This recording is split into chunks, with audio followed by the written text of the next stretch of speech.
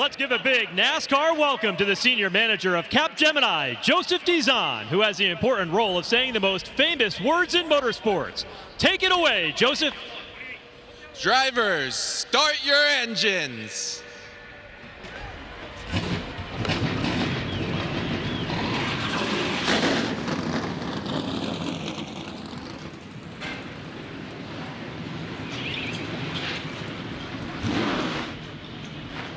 "34 cars come to life at the Phoenix Raceway. The first bit of on-track activity is going to be the green flag. The General Tire 150 is next.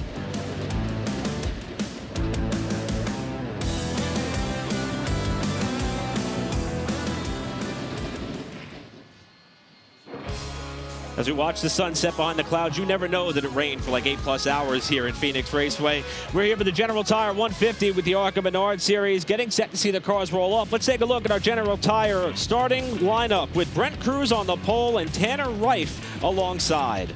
Back in row number 2, we're going to have Trevor Huddleston and Lawless Allen announced he will be full-time this year, racing for that ARCA Menards championship for the Venturinis. Yeah, third row, we've got LeVar Scott and Tyler Reif.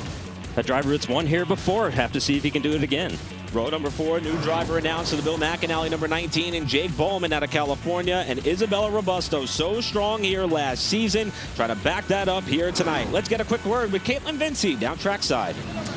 Well, guys, one team to certainly keep an eye on is Trevor Huddleston. So far, his 2025 campaign off to a good start. He won the West Series opener at Kevin Harvick's Kern Raceway earlier this season, led 144 laps of that race. Spoke with him earlier, and he said they brought that same race-winning car to Phoenix this weekend, and he also told me he loves competing in this ARCA Menards series because they come to racetracks of this caliber. But as we've talked about, he said there's so many unknowns going into this race tonight because of the weather that rolled through Arizona earlier today. But he said the good news is he's starting close to the front. He'll roll off third for the race tonight, guys.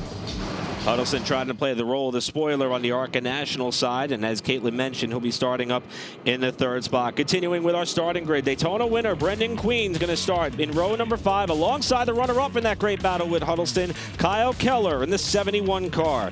The next row, we see our Bounty Rookie Spotlight driver in Adrian Furrer in the teammate car to that of Tanner Reif, who starts on the front row, alongside of a driver returning to competition in a very big way. First time on the ARCA side, Patrick Staropoli. Let's get a word now with Josh Sims down in the pit lane.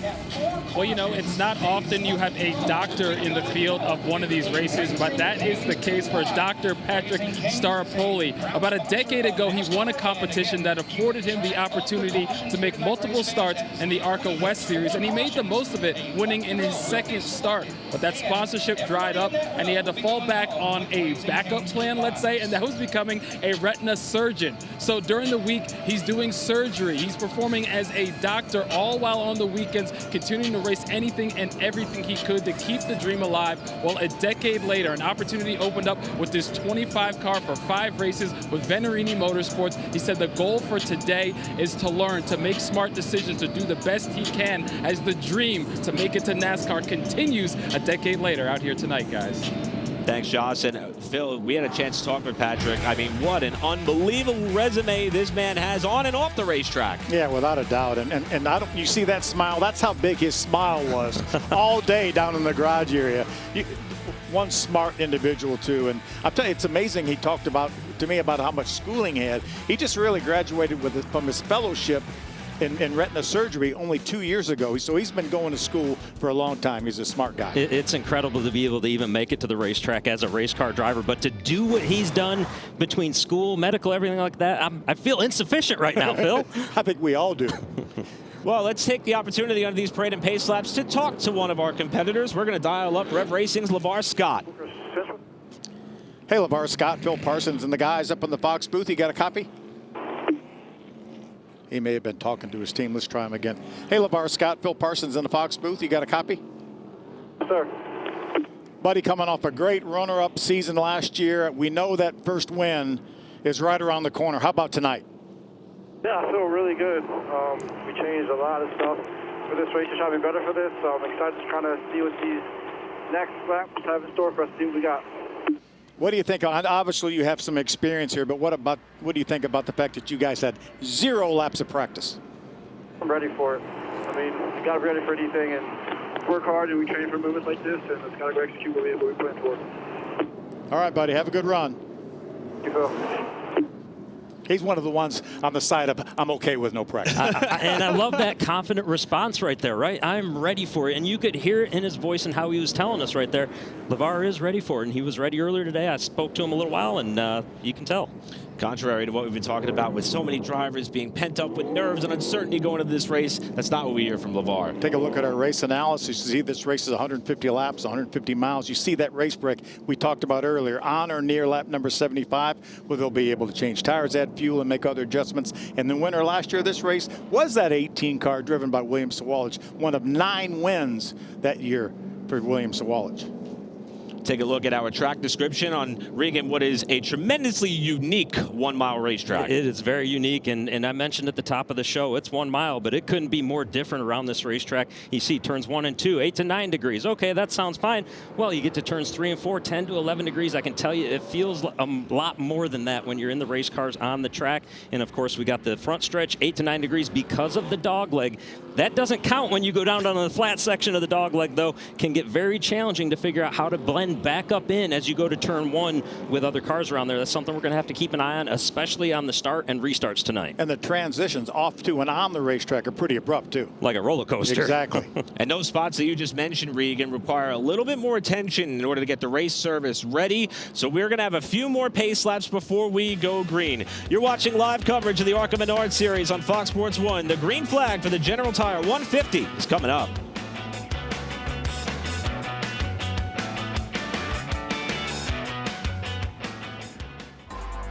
Phoenix Raceway has a habit of delivering young drivers and young winners. In fact, young drivers have a long history of winning in the ARCA Menards Series, like Todd Gilliland 2 days after his 15th birthday.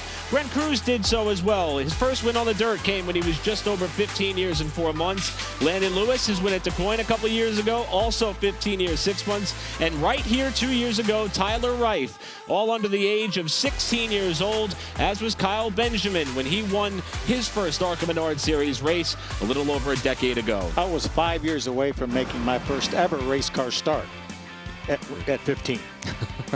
An idea as to the duality of the ARCA Menards Series, Adrian Furrer, who is 16 years of age, our Bounty Rookie Spotlight driver, and David Smith, full-time competitor on the ARCA Menards Series West. He will be turning 75 years old on March 28th, and he is having the time of his life driving these cars. We've got some unique vantage points for you throughout the night here for the General Tire 150, like this onboard, the Sioux Chief Fast Track onboard for the 50 car Trevor Huddleston, the opening round winner for the ARCA Menards Series West.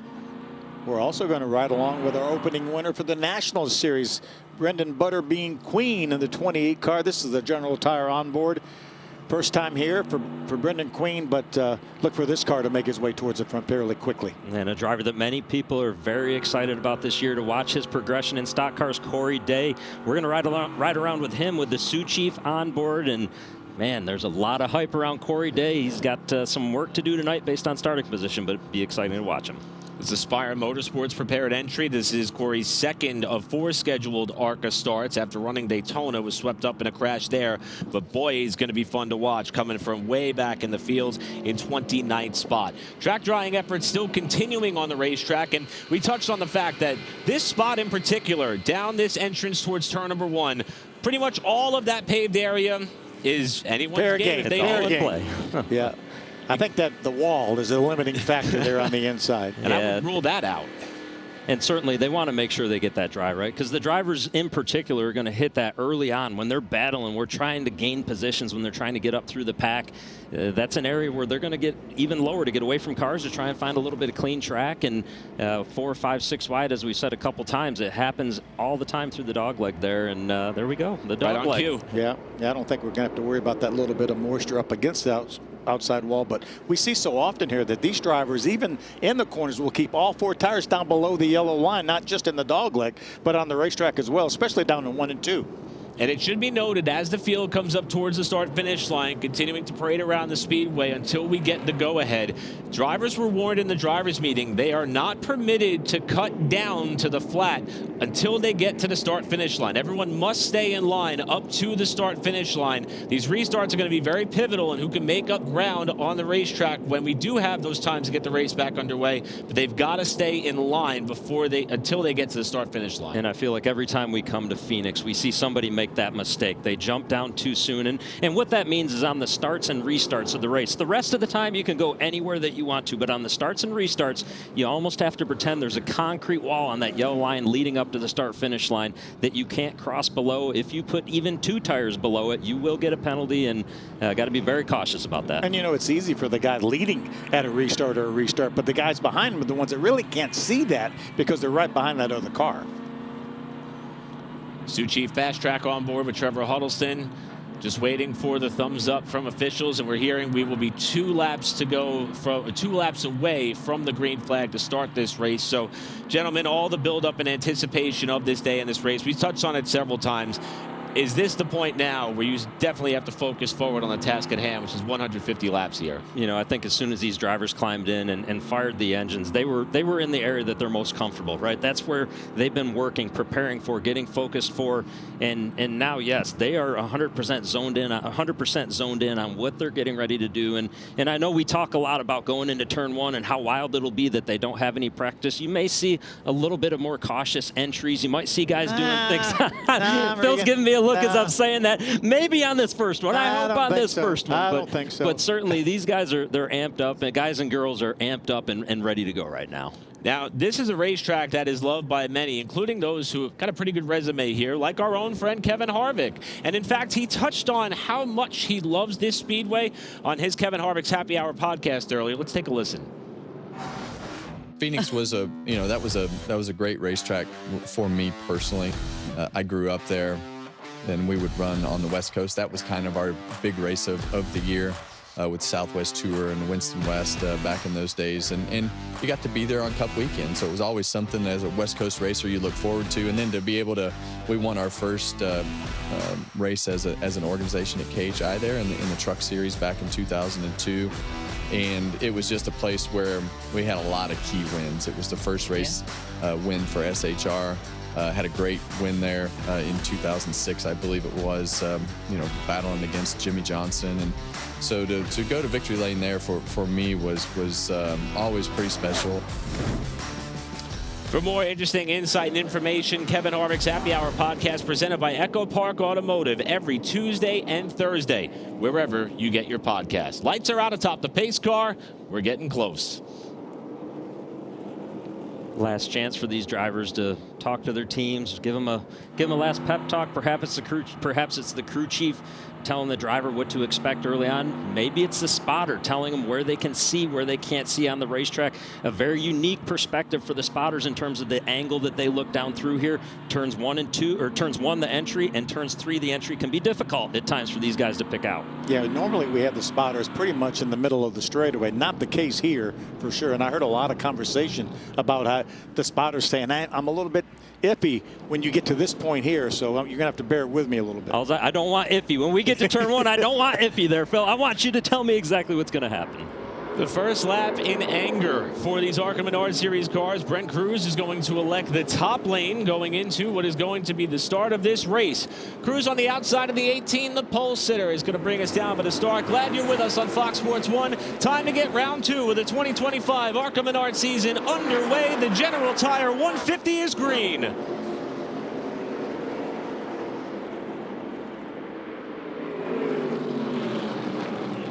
Look at Butterbean all the way down 3 lanes below the yellow line. And he is making it work down there, Phil. We know that you talked earlier in the show about the flat of the racetrack, how good it can work. That's brave going down there that early, but he's doing it. How about the battle amongst brothers? That's Tyler Reif in the 23, inside of brother Tanner Reif in the 13, who started up on the front row. That's going to move Tyler now up in the 3rd spot, with Butterbean again taking the shortcut through the dog leg. That's the 55 of Isabella Robusto to the outside. Butterbean's now going to pull up beside of Tanner and make that pass. Everyone clean through lap 1. Here comes Robusto now trying to walk through the door that Brendan Queen kicked open for her, as Butterbean is now moved up into the top 5, and that gets close going off into turn 3. Just Tanner just shut the door on Isabella. Good battle right here. Jake Bowman, his first start ever in that Napa car for Bill McAnally, and Trevor Huddleston. See a couple little sparks coming out of the 19 as well as he went through the dogleg right there. Sometimes cars are just rubbing some things off. Maybe the heights are just a little bit off. Without practice, you don't get an opportunity to fix that stuff. And air pressure still down on the tires. That will build up as well. And the good news for these teams, if that does turn out to be more of an issue than just air pressures, there will be a competition caution at lap 20, which some of these drivers may be looking forward to, as Lawless Allen has some heavy pressure now from Tyler Reif, who's to the inside and passed for second spot. Good strong move by Tyler Reif. Again, no stranger to victory lane here at Phoenix. Won this race a couple years ago. I had a chance to talk to Tyler earlier today for the first time ever, and man, what a nice young man to talk to, but a lot of confidence in what he can do with this racetrack. He said, this racetrack, it fits to my driving style, it fits to everything that I love to do, and he's showing that early on right now. Yeah, this is his first, I think, of 14 starts. It'll be a combination of the East Series, the National Series, and maybe a couple West races as well. Tyler already working his way further forward. The problem is he's about 2+ seconds in arrears of Brent Cruz, as Cruz has already started to work his way through the tail end of the pack, as Allen gets a good drive here off the corner. And there you see the deficit. That is the orange JBL number 18 of Cruz, and Reif is the next car top lane entering turn 1. That gap, though, did close significantly as Cruz had to get around that wad of traffic that just went a lap down. He lost about a half second of that margin. Yeah, no big surprise to see that 18 car out front. We talked about the fact that it won this race last year, but 11 of the 20 ARCA Menards Series races, that car went to victory lane. And that car's going to have a number of different drivers this year. Obviously, we saw William Swalch run the race at Daytona. He's going to run a couple more times. And Brent Cruz is going to get a good portion of the schedule as well, and a couple other young drivers. Got to be a good feeling. Anytime as a driver you see your name and Joe Gibbs Racing as the team next to it, you know you're going to have a chance when you get to the racetrack, and he's showing that right now early. Now they've gotten clear of some of the tail end of the pack. Cruz now working over the backside of David Smith, the West Series regular competitor, to put him a lap down. We'll drop back and check in on another driver making his ARCA Menards Series debut in the 15, Trayton Lapsevich, and a deal that came together right now for this race and this race only. Spoke to him earlier. He said pretty much the chips are all in the center of the table. He knows he has to make the most of this opportunity tonight. He's doing a good job driving up into the top 10. Yeah, talented race car driver. Won on the Cars Tour last year at North Wilkesboro. He's a former NASCAR Canada champion from 2023, and his brother is a crew chief on the 19 car of Jake Bowman. It's amazing. In winning that NASCAR Canada championship, won 7 out of 14 races. He won half the races. A lot of people talking about him in the short track world. He is a fast driver, and great to see him out here having a good start so far. Just behind him, Cole Raz for AM Racing with the tutelage of Kevin Sawinski, and Ryan London, the crew chief. Talked with Cole earlier, and he said he is ecstatic to have this deal put together for him to run this race. Not sure what the rest of 2025 looks like, but after a strong run at Daytona, a strong start to the season, he's doing a great job. As the battle for the lead is starting to intensify, Tyler Reif has chased down Brent Cruz, who, believe it or not, is leading his first laps on a paved oval in ARCA tonight. Yeah, Tyler Reif has been on the move now. We saw him grab that second spot from Wallace Allen, and now pulled up within a half a second of our leader Cruz. And this could be one of the reasons why. Working down to the inside of Tim Vians in the Rise Motorsports 31. Little bit of contact there, and Regan, I think we were looking at the same thing. I couldn't tell if there was damage to the right rear quarter panel, or if it was the paint. He might have gotten a little bit of a blemish there. Yeah, and I think the right rear, I believe, is okay. I think it's actually the angle of the paint scheme that's on the race car, but certainly had to do a double take there. And if there is, actually it does look like it's pulled out just a little bit right there. So that damage, they'll have this competition caution at lap 20. They may have to take a look at that. Good battle for third right here between that 20 of Lawless Allen and Butterbean in that 28. Meanwhile, the top two run very close together, working around Brayton Laster in the Wayne Peterson 06 and Alex Clubb in the 03 machine. 0.2 of a second was the gap the last time from Cruz to Tyler Reif. You see Cruz showing a little bit of a slide there coming off turn 4. and the margin stays just about the same. You know, the good part about this right now, Tyler Reif having an opportunity to size up the competition, as we do get a better shot of that, and that the right rear quarter panel is definitely pulled out some on the 18 of Brent Cruz. But Tyler Reif with the opportunity to follow Brent right now and figure out, where is your car better? Where is my car better? What do I think I might need as the runs go on, as the tires get older? What kind of adjustment can I give the crew chief to help out to make everything better when we get to the later stages, not only on tires, but of the race? That time Cruz able to put a bit of a gap, and here's Brendan Queen for third. Has been working over the back bumper of Lawless Allen the last several laps. Got the pass made through the dogleg last time through. And it was really interesting to hear Butterbean talk about his emotions following the big win at Daytona. And he gave a lot of credit and praise to not only a former car owner, but former NASCAR Weekly Racing Series champion Lee Pulliam. And in his words, he said Lee should be here. He should be in the opportunity that I'm in, because he was that good of a race car driver. And he says every ounce of success he has for the rest of his career, he accredits all of that and more to Lee Pulliam, and so many more in his camp. And he's off to a great start here tonight, up to third. Yeah, without a doubt. And he's going to be strong all year long. The thing I like about our race at Daytona, a lot of times you get some interlopers in that race at Daytona, but 3 of our full-time drivers here in the ARCA Menards Series all finished in the top 5 at Daytona, led by Butterbean. So Butterbean up to the third spot. Cruz now has been able to open up that gap as we ride on board with Brendan Queen. And traffic has been a bit of a story here. Just 16 laps into this race, there are several cars that have already fallen off the lead lap. And some of the lead lap contenders have been having to do some magic to get by without contact. Yeah, and Eric, we mentioned quite a few times, without practice, a lot of these cars, a lot of these drivers just still really feeling things out, trying to understand what's going on this track. There's 14 drivers that have never been here before, and that's all part of that learning curve, is to figure out what you can do to optimize the corner. And unfortunately for some of the drivers, that they found themselves behind the 8 ball by quite a bit right now. Got a 3-car pack of Venerini Motorsports Toyotas. Isabella Robusto in the 55, Patrick Staropoli in the 25, and Trayton Lapsevich in the 15. Trayton and Patrick took a photo together, and they consider themselves to be the new kids to school, being that they're both making their first ARCA start, and they find themselves running very close together, running 6th, 7th, and 8th respectively. Remember, Lapsevich started back in the 18th spot, so already gained 10 positions here in just the 16 laps we've run so far. Make it 17. Another driver that's been on the move but hasn't cracked the top 10 just yet, Corey Day in that 77. Started back in 29th. He's up to 16th. And right now doing exactly what he needs to do, right? Get to the 20-lap break, figure everything out, get as many positions as you can, keep the car clean until then. As we see a great 2-wide battle in front of him right now, he'll have to take it all the way to the apron, and this is what I love about Phoenix. You go to the apron and you slam it back up onto the racetrack, and what a wild ride that is as a driver. Day's going to try to slide up in front of the Kevin Harvick's current Raceway winner for the West Series, Trevor Huddleston, who's fallen back to 15th as this fight continues to ratchet up with the competition caution looming. The next car to go a lap down is Jason Kitzmiller, our 3rd place finisher at Daytona, and one of the guys that's going to be racing full time. So he can't wait for this break. Kitzmiller said in preparation as Isabella Robusto is on the pit lane while still under green, and there is smoke trailing from the backside of the Mobil 1 Toyota. And look at that right front tire.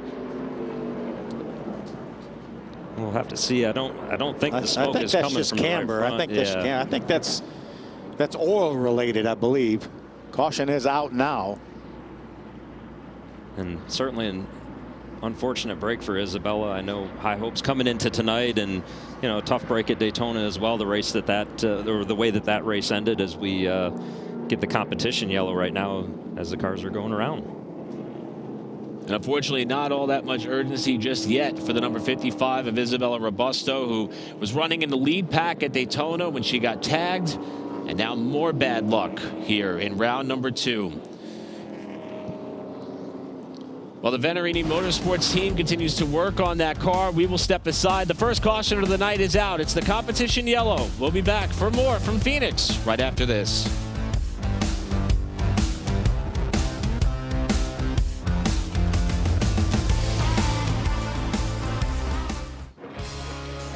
ARCA Menards Series Racing on FS1 is brought to you by General Tire, hashtag GT Delivers.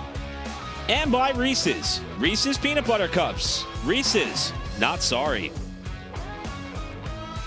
First caution of the night in the General Tire 150 is out. It was the competition caution, and right about at the same time, Isabella Robusto in the Venerini Motorsports number 55 came to the pit lane with smoke trailing from her race car. Let's jump down to Josh Sims for an update. Yeah, and since then they have pushed the 55 behind the wall. You see the hood is up. They're currently working on it. But yeah, Isabella came over the radio and said it felt like at first something was dragging. Then she tried to come onto pit road, drop down to second gear, and she said it felt like something went loose in the back end, whether it was a transmission or something like that. Well, you can see in her pit stall, actually, there's a bunch of oil down on the ground. Currently, you can see oil under the car as well. So something is wrong with that car. Of course, they're working on it right now to see if they might be able to fix it and continue. But things got from bad to worse for the 55 Isabella Robusto, guys. What a tough break. You mentioned she got taken out in an accident early at Daytona. Again, full-time competitor racing for the championship. And this one's going to hurt. And now we go from here back to a super speedway at Talladega, where a little bit more luck may be needed to help her right the ship. Well, Brendan Butterbean Queen has done a great job moving his way up into a podium spot, currently running third. Caitlin Vincey's got more on the driver of the 28. Yeah, I was just listening to the feedback from Brendan to his crew chief, Stephen Dawson. He said the balance is not bad. I'm just learning here because this is his debut at Phoenix, of course. He said a little free into 1 and 3 and 4. I just need time to unwind the wheel a little bit more. So that is the update currently for the 28. Regan, race car drivers have a lot of firsts. For Butterbean, it's his first start on a 1-mile racetrack. Even though he just won at Daytona, it seems as though he's adapting pretty quickly. Yeah, he's done a very nice job and moving up through the field quick. We saw it in lap 1, turn 1 down there, and he's continued to do that. And Butterbean definitely somebody that we would expect to be able to do this. Well, Regan, you got to catch up with him earlier. This is his driver's license photo, and he was kind enough to share this. We still need the Butterbean picture that he has from when he was a kid, but this is still his current driver's license photo. And when Brendan showed me that, and I can tell you that anybody watching this right now that's of my age or my generation, right, you know, anywhere from 30s to 40s, maybe even younger than that, I saw one face in that picture, and that was Slim Shady. If I have ever seen it, instantly that's what I thought. His whole hauler told me the exact same thing. It was fun. I mean, he's from Virginia. Can you get a driver's license at 12 in Virginia? Because that's about how old he looked. Palms are sweaty, knees are weak. We'll stop there. But and look, he's taking in the fact. I guess you can see that he's on the big screen. He's giving a salute to B Nation watching along. What a character. So good for the ARCA Menards series. And he's also proving it on the stopwatch, currently running third under this first caution of the race. Well, as we continue behind the pace car, tomorrow on Fox Primetime Hoops, it's a battle under the bright lights in LA as USC takes on UCLA in a crosstown rival showdown. Coverage begins tomorrow at 7 Eastern, only on Fox. I'd say those boys don't have to get hyped up for that game, do they? That'll be a big one right there. It is the month of March. The madness has begun all across the board. The madness has begun here as well. 27 laps about to be in the books. And again, we could expect to see our scheduled race break on or around lap 75, and that will be the premier chance for teams to make adjustments if necessary. This caution was elective, so not everyone was required, or really nobody was required to come down. It was only if they needed to. I did see Trevor Huddleston, who started up towards the front. He took advantage of this yellow flag and stopped momentarily. He's back out on the racetrack. We shouldn't be that far away from getting this race back underway. Yeah, and of note, you know, you could come down and you could take fuel, make some adjustments to your race car if you wanted to under this caution, but no tires, right? So the first opportunity these teams will have to put some fresh general tires on the race cars will be when we get to that on or around lap 75 break. But still, you know, a nice opportunity, as I keep mentioning. The drivers can take a breath right now. They can go around, even if they didn't come down to the pits to make adjustments. They can talk to their crew chiefs. They can really describe what the cars are doing, and that's a key for the crew chiefs. Describe to me exactly what's going on so I can fix the right spot on the racetrack. I don't want to fix the wrong spot. I want to fix exactly what you need to help make our race car go faster.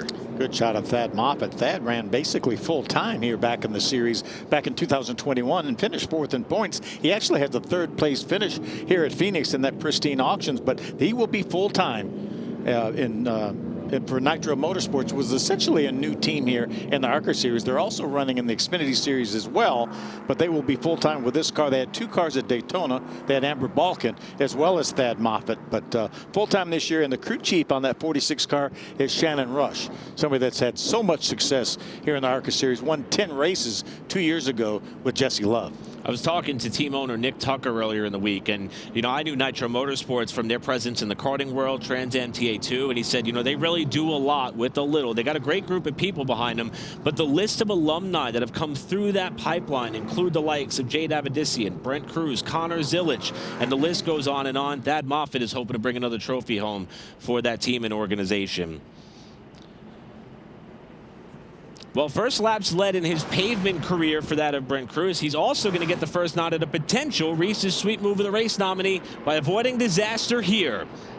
And I can tell you, he had his hands full right there. He felt like the lap car that he was coming up on was giving him the bottom right there. And Brent doing a really nice job to not have that turn into a right hook, which would have sent him into the wall. A little bit of damage on the right rear quarter panel. That's okay. He's so fast, they don't need that right there. They can save that for later, but certainly a sweet move by him. Yeah, watching that replay, I thought initially that maybe Tim crowded him a little bit, but he held his line, and I think Brent was in the process of getting hard on the throttle to come on off the corner and actually moved up into Tim just a little bit. But Matt Ross and his guys will fix that up during the break, and he'll be good to go. What was that? Cletus said it at Daytona, a zig and zag, but the zag was not the zig. I think that's how it was something, put. Yeah, something about like that, yeah. So far, the dominator has been Brent Cruz in the JGR 18. Corey Day has been working his way up through the pack. He's in 14. Trevor Huddleston off the pit lane is going to restart in the 18 spot. But this will be the first time that we get to see Cruz and Tyler Reif start alongside one another. One other thing to note throughout this race, there is no restart zone. It is just a restart line. It'll be the first line on the racetrack that the drivers will come to in 3 and 4. And that will be when Cruz is designated to fire off. 30 laps in the books. Cruz the leader in the 18 on the top side. Tyler Reif on the bottom. And we're back underway from Phoenix.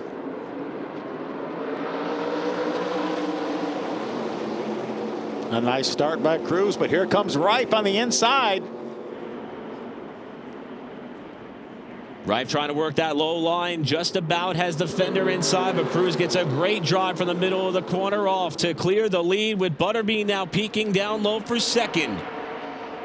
About Lawless Allen, thought for a moment to pull inside of Butterbean. That's that blue number 20 for Lawless Allen. Cruz protects the lead. Tyler Reif to second. Butterbean way down to the flat in the dog leg to try to draw even with the 23 for the runner-up spot, and it gets tight going into turn 1. Butterbean is there. Here and playing with that throttle.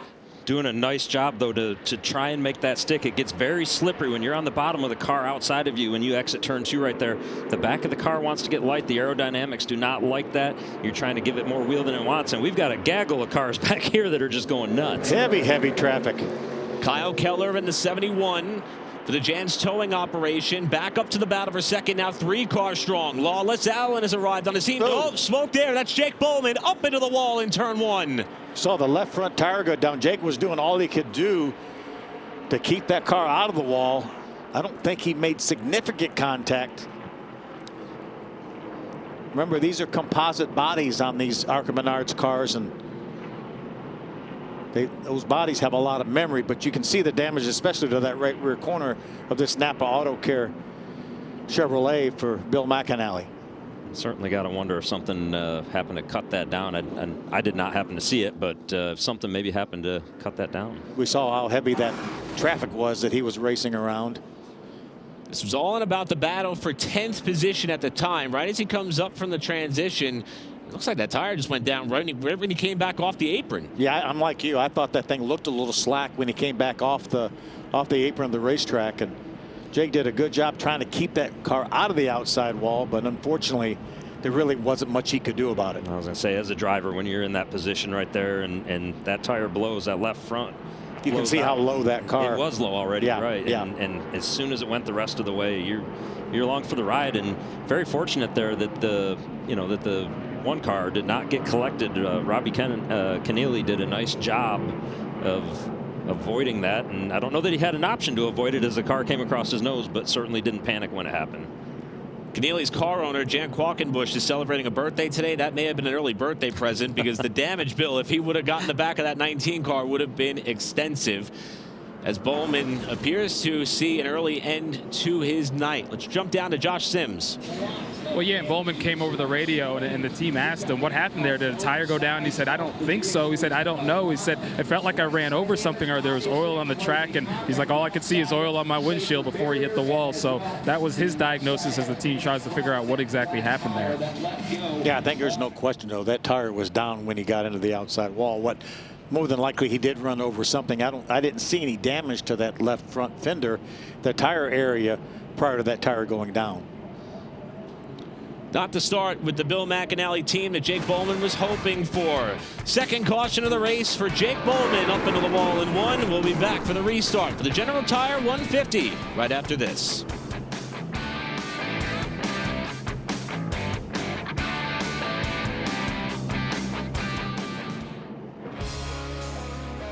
ARCA Menards Series Racing on FS1 is brought to you by Menards. Save big money at Menards. And by Bounty. Bounty, the quicker picker-upper. Second caution of the night in the General Tire 150 after Jake Bowman had a left front tire go down and he got up and into the wall in turn number 1. Free pass is going to go to Cody Dennison in the 11 car to put him back on the lead lap. But every lap so far has been led by Brent Cruz. And while we were under the caution flag, problems for Jason Kitzmiller.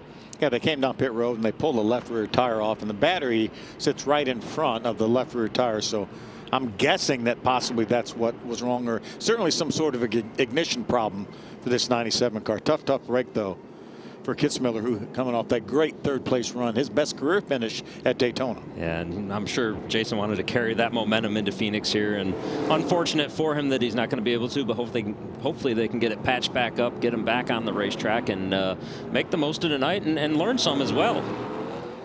Kitzmiller had high hopes coming into this weekend, being at this track that his nephew's race team, the CR7 team that Grant Enfinger drives for in the NASCAR Craftsman Truck Series, typically runs very well here. He was working his way further forward, as you mentioned, Phil, but right now they find themselves behind the 8 ball and still on the pit lane as Cruz continues to parade the field.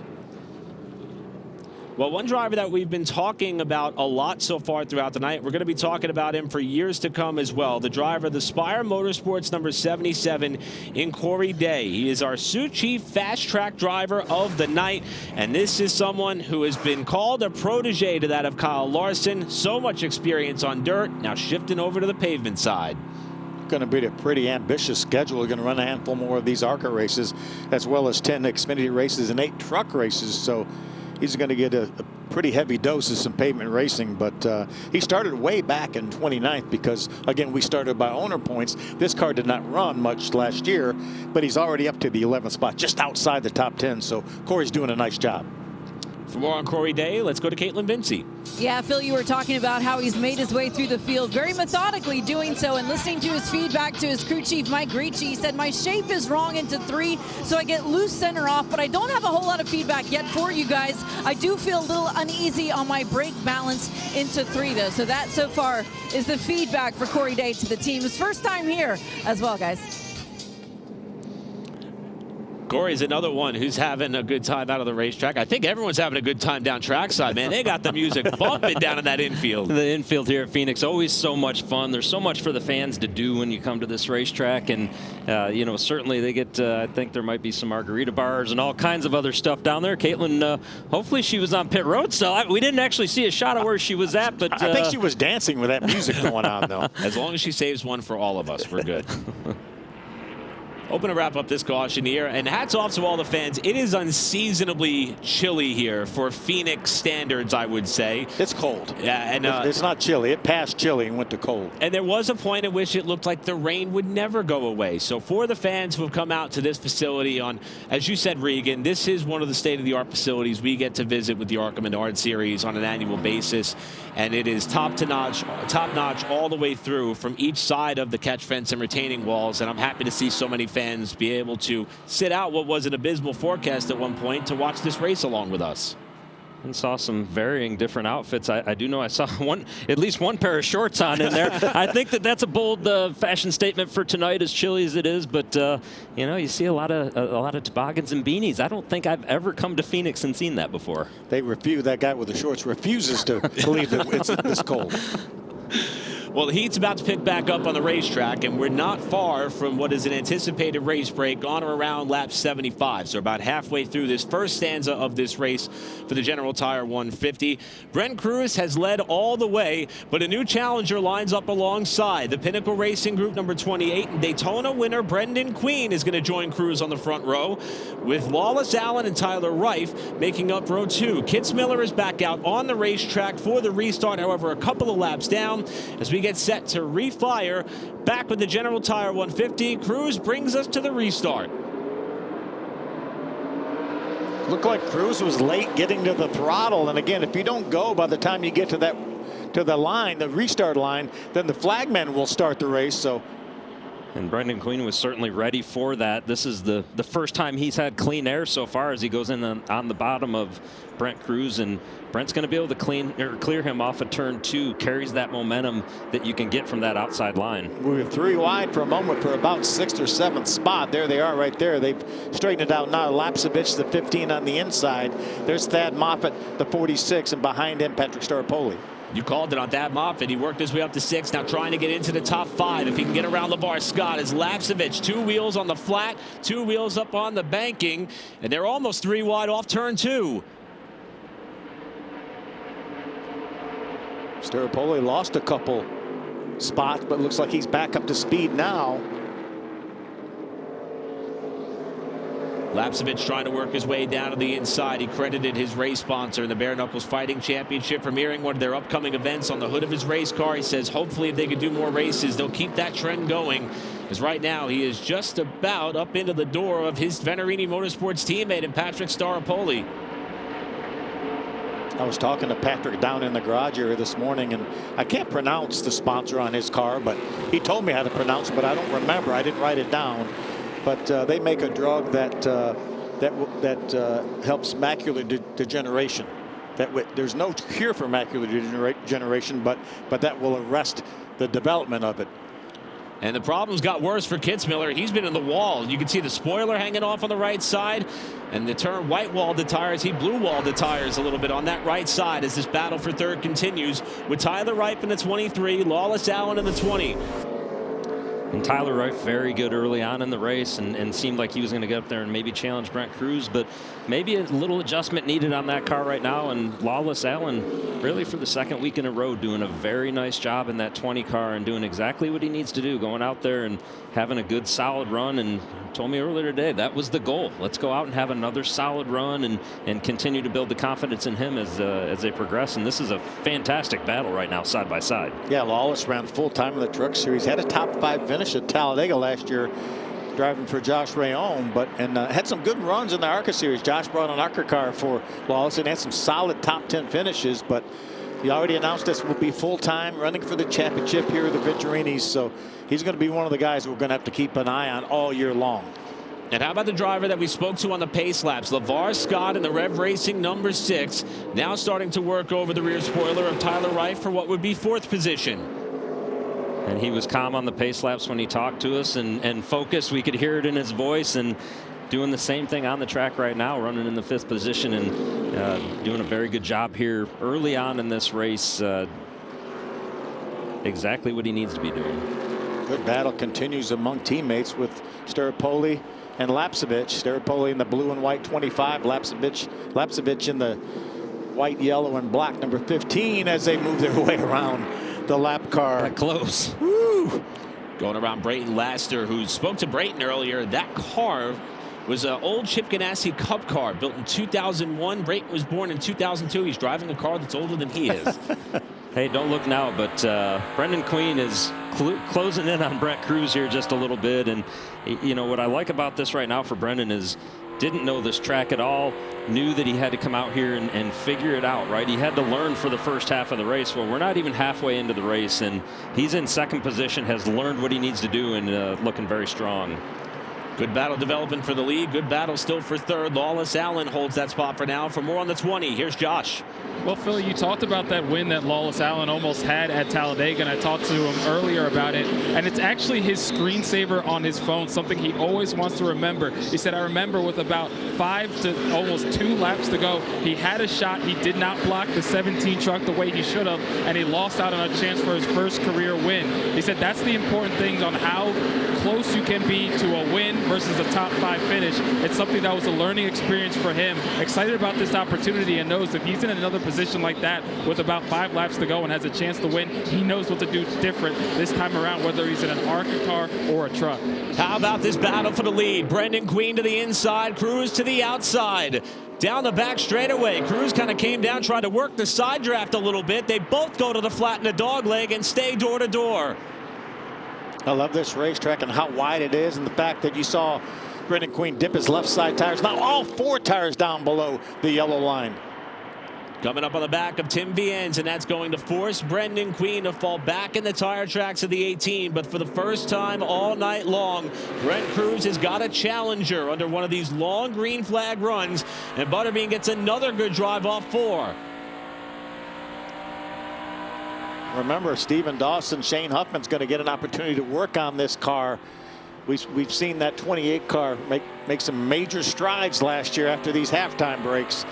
But again, Matt Ross is going to have that same opportunity for Brent Cruz, number 18. I'm not sure that they need to make too many more major strides based on what I'm seeing in the speed out of the 20 car or 28 car with Brendan Queen right now. He's looking very strong right now, and you might wonder, okay, why is Brent Cruz, why is he racing him so hard at this stage of the race? Because he wants to control the race. He wants to continue to control down into the break, and we saw some of the side drafting and different things like that. It's never too early to try and battle and you know, make your competition wear out their stuff if you can. And that quarter panel damage could be affecting that car as well.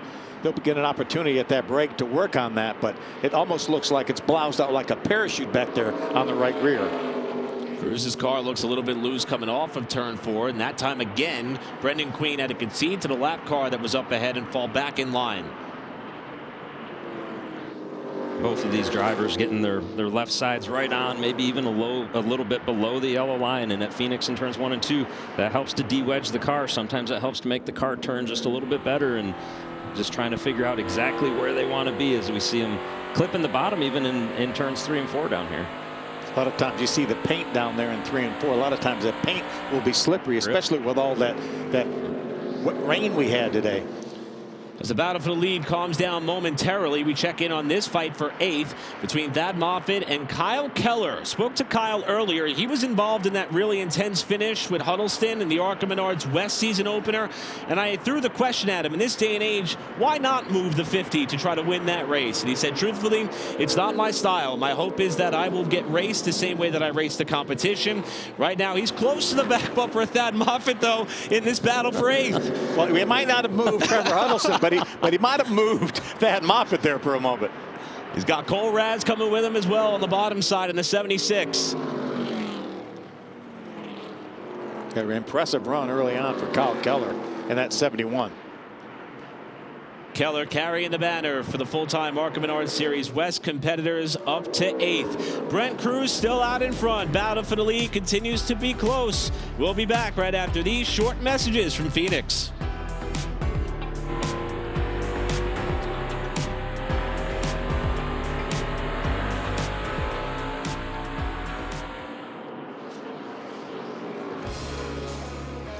Welcome back to the General Tire 150. Right as we were going to break, you saw Brendan Queen make the pass for the lead. First time tonight that Brent Cruz has not been in control of this field. Queen is coming around to lead his 8th lap of the evening. And so far he's been able to mine a gap of about a half a second over Cruz since taking that lead, about 10 laps away from what we expect to be the race break. Here's how he did it. You see the lap car. Brent Cruz had to go wide around the lap car. That slowed his momentum, allowed Butterbean to get to the inside. Then he had another lap car of Cody Dennison in the 11. Yeah, and Brendan Queen's been clicking off some pretty good laps since he did get the lead, consistently just a little bit quicker, but Brent Cruz making a little adjustment. Once in a while he'll be a little bit faster. So these two are definitely in the same zip code as each other. We could see them continue to battle all night long, especially with one more adjustment here in about 10-15 laps whenever the break is. And Cruz still potentially nursing some of that damage on the right rear quarter panel after bouncing off of Tim Vians earlier in the race, as we watch Queen now work his way around the outside of our Bounty Rookie Spotlight driver, the 3 car of Adrian Furrer. Yeah, that's a 17th place car, so now only 16 cars on the lead lap. Pretty strong pace set by first Brent Cruz and now Brendan Queen. Ferreira's hoping to hold that spot up until we do get to that yellow. That will be our race break. Again, expected around on or around lap 75. See, Tyler Reif was able to get back by Lawless Allen. Now he's opened up about a second gap over that blue car of Lawless Allen. And just watching some of the lap times right now on Tyler Reif, Phil, he's able to click off some pretty good times when he wants to. Times comparable to Brendan Queen up front. It doesn't do it quite as consistently. I think that's the main thing, is Tyler's got to find that consistency, but it is in there. He's been doing it every so many laps. Yeah, the lap you were talking about, he was the fastest car on the racetrack that lap. Phil, that was something that when we had a chance to talk to Billy Venturini earlier, he said he felt like their long run pace last year was way better in comparison to the fire off speed that they were up against on some of the shorter runs. And it seems like maybe some of that is transferring over to 2025. And remember, we were rain shortened last year. Actually, lightning brought us to pit road. Then it started raining while we were waiting out the lightning. So Billy felt like they had a shot maybe to do something towards the end of the race if they got a long run. And unfortunately, we didn't get that opportunity. So Queen's lead now just over 1 second over Brent Cruz, Tyler Reif, and look at Queen now having to thread the needle up to the outside of Michael Maples and Brayton Laster. And that's a little nerve-wracking, going up that high is what he had to do right there in turn 3. It's not always clean up there. Sometimes you want to be a little cautious doing that. It worked out for Brendan, but definitely sure it caught his attention. You can do that here, but you don't know what's going to be on the surface when you get up there. He lost about a second of lap time when he had to go up there around those cars. Tyler Reif in that 3rd spot. Also closing in. He's within 2 seconds of the top 2. And I think we're certainly seeing 4 cars right now. Obviously, Brendan Queen and Brent Cruz, with the speed that it's going to take to potentially win this race. But Tyler Reif and Lawless Allen as well, your top 4 cars. This is where it's going to get really critical when we get to the break here in a moment, for communication to be good, for the adjustments to be good. Take a breather, tell your crew chief exactly what's got to take place, exactly what's got to happen. I think these cars are kind of where they need to be. LeVar Scott maybe with the perfect adjustment, right? And we don't know what he's battling right now, but depending on what he's battling and certainly doing a great job in 5th place, that could be another car that we could be talking about here. And for our viewers that really are new to the ARCA series, the reason we have that mid-race break for 5 minutes is so they don't have to have the high-dollar pit crews that the other NASCAR series have. And it's throughout the entire season for the ARCA Menards series, East, West, and the National series, because they have enough time to do the pit work without having the former athletes, the former college and baseball athletes that we see on the weekends in the NASCAR series. And I think it's been a great change to make sure that's the case for this series, for these teams, for these drivers. It just helps make it more competitive on the racetrack, and that's what we like to see. On board with Corey Day, who's worked his way close to the top 10, currently running in 12th in our Suchi Fast Track on board. And so interesting as you ride along with him right here and you dive into turn 1 and get to turn 2. The back of the car wants to get light right there. Sometimes the nose takes off a little bit. You put a little more wheel to it, and then it's jumped sideways. And when you go into turn 3 down here, it really feels like the banking is significantly more. It sucks you right down into the seat, and you can kind of feel that banking load up. But the wall on the exit comes up quicker than it looks. I know it looks like it widens out a lot, but you got to really be careful to not get yourself up over and into it. Guys, while we were watching the Corey Day car, Tyler Reif has grabbed that 2nd spot from Brent Cruz. Now moved that 23 car. We talked about the pace he had that last lap. Once again, the fastest car on the racetrack now, just over a second behind Brendan Queen. Talking to Tyler this morning, and they're just seemed to be a level of confidence that looked like it was going to be hard to be swayed. He said clicking and working with this team and this organization is something that he was looking forward to once they outlined the plans. He's going to be in the second spot as we hit the caution flag for our race break. This is our third yellow of the night in the General Tire 150, coming right past lap 75, and this will be the chance, as Phil and Regan were alluding to, for the race teams to make what should be their final adjustments if needed for the stretch run to the finish in the second half of this race. So Brendan Queen, the leader, is coming around to lead his 20th lap of this race. We're under caution for the third time. The race break upcoming from Phoenix. We'll be back.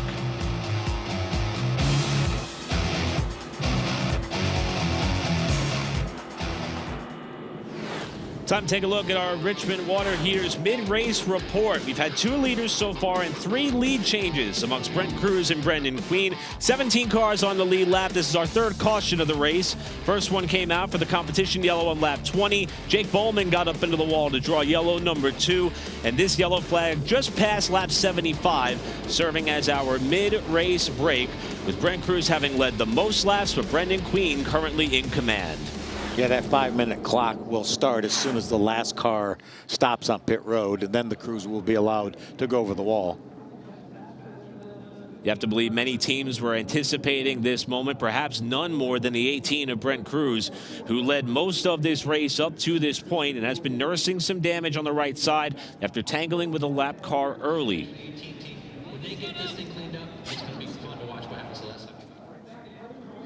And there we see a look at that damage, and you see right there the crew member bringing out that box, and what's likely in that box is tools, lots of tools and tape. Tools, tape, material. Not what I thought it was going to be initially. I was thinking perhaps some Barabon, but you see the panel going on the right rear right there, and that's going to be an important area. Caitlin, what do you got for us on Butterbean? Well, guys, been listening to the very detailed feedback coming from his spotter, who's been very complimentary on his skill set here on this track tonight. His spotter, Derek Nealon, of course, spots for Kyle Busch on the Cup Series side of things. But Brennan saying, I'm still just tight, free, late off of 4, struggling just a little bit, which is crew chief attributed likely to the tire wear that's happening at this point in the race. But he said, you just need control of the race, which is exactly where the 28 finds himself now. What about Kyle Keller in that 71? I've been listening to him as well. He just said he's tight center, loose off. They're going to pull a Packer and make a wedge adjustment as well to try and fix for that. Josh? Well, you guys in the booth talked about the confidence of Tyler Wright. Not fully confident right now in that car. He said it's on top of the track on exit. He said, I need more drive off, hoping that if he can get down on the track a little bit more, he can wrap the bottom and be better. And he's also having some trouble hearing his spotter. So a couple of issues for that 23. Let's move on to the 18 of Brent Cruz. We saw how strong he was at the start of the race, led 56 laps, the most, but towards the end of that run, he said, I'm getting really sideways on exit, losing lateral grid, just struggling a bit. And of course, he does have that damage that you see the team addressing right now with that car. The team came over the radio and told him we're going to make a big swing here, hoping that'll help the 18 out as he tries to finish this thing out and finish the race the way he started it, guys. Thanks, Caitlin. Thanks, Josh. Great job down there. And Phil, we were just talking during the last break. We've seen teams in the ARCA Series do this before, pay a lot of attention to that right rear, because even though this track's 1 mile, it matters a lot. Yeah, you get speeds upwards probably of 150, 155 miles an hour on these straightaways, and that's certainly, aerodynamics is certainly going to matter. And Eric brought up during the break that we saw Shane Huffman and his guys put a signboard on the quarter panel. I believe it was Caden Quapple, Travis's son, at Dover, driving one of the other cars for that team. So this is not uncharted territory for guys putting panels on these quarter panels. Yeah, and interestingly enough, we just heard Josh say down in the pits there that Brent's been complaining about being loose through the corners, the right rear sliding too much, having trouble with right rear grip even on exit of the corners in his report. And what they're working on right there, that's the exact area of the car that will help. When the car does not have that right rear quarter panel, it wants to get loose. There's a lot of grip that comes out of the side force on there, and it's basically acting like somebody pushing on the side of your race car. And if it's not there pushing on it, then it just wants to continue to get looser and slide the rear tires out from underneath you. So I would think, yes, they may make a large adjustment, but when they get a chance to finally work on that damage, then that could be a really good thing for him here. And we see that in the trucks. That right rear corner is so critical in a truck. We could have a truck that's dominating the race, but they get into the outside wall and square up that right rear quarter panel, and they're all of a sudden just normal then. Here's a look at Andy Jankowiak with his Kloss Motorsports team, trying to do some work to get Andy up into the top 10. Final few moments wrapping up for the race break. We'll be back to get the General Tire 150 back underway.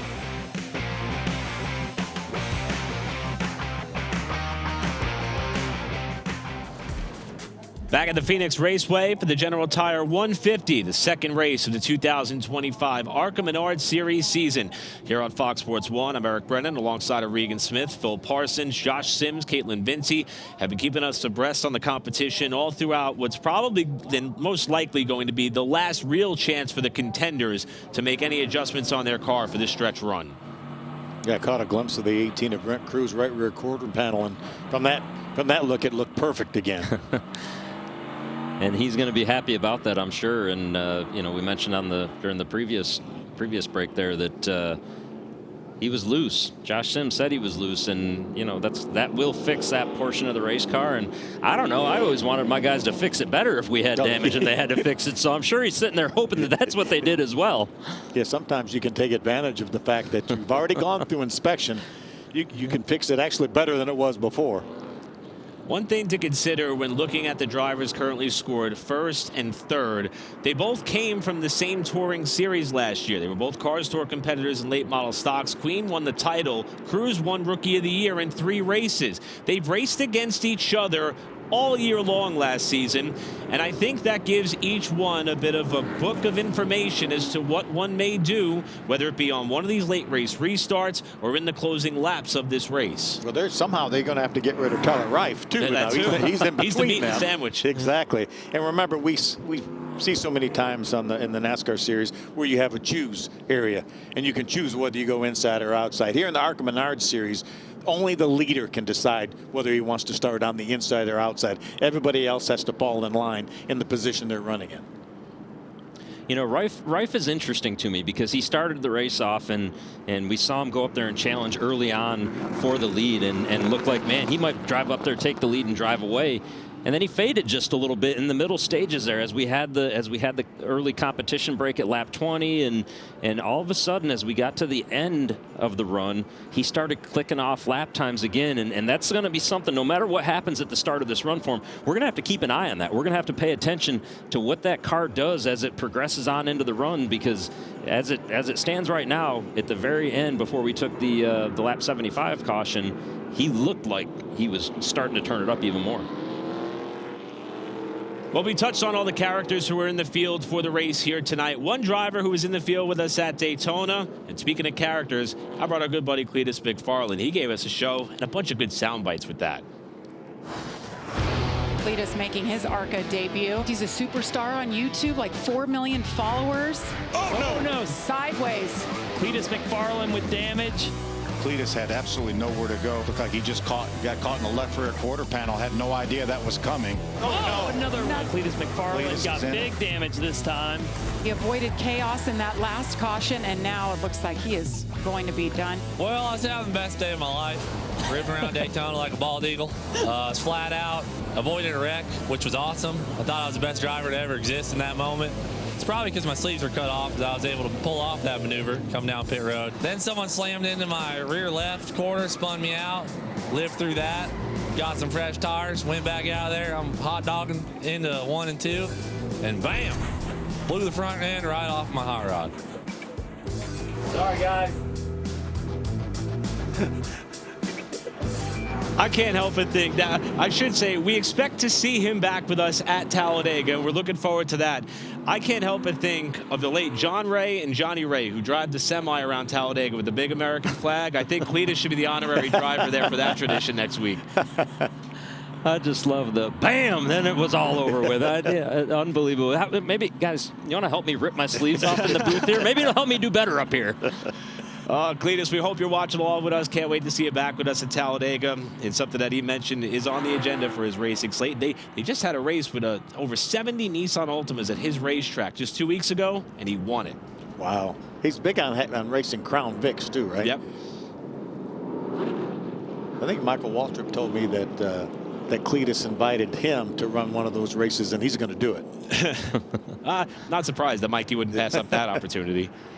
All right, so 68 laps to go in the General Tire 150. Race break in the books. You pretty much got what you got if you want a shot to win this race. Brendan Queen, the control car, has picked the outside. Tyler Reif, winner here 2 years ago, inside in the 23. Brent Cruz has led the most laps so far tonight. He'll restart third. Back underway with the ARCA Menards series from Phoenix.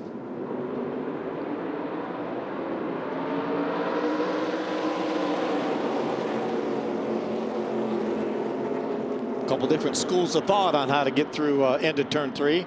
Excuse me, turn 1.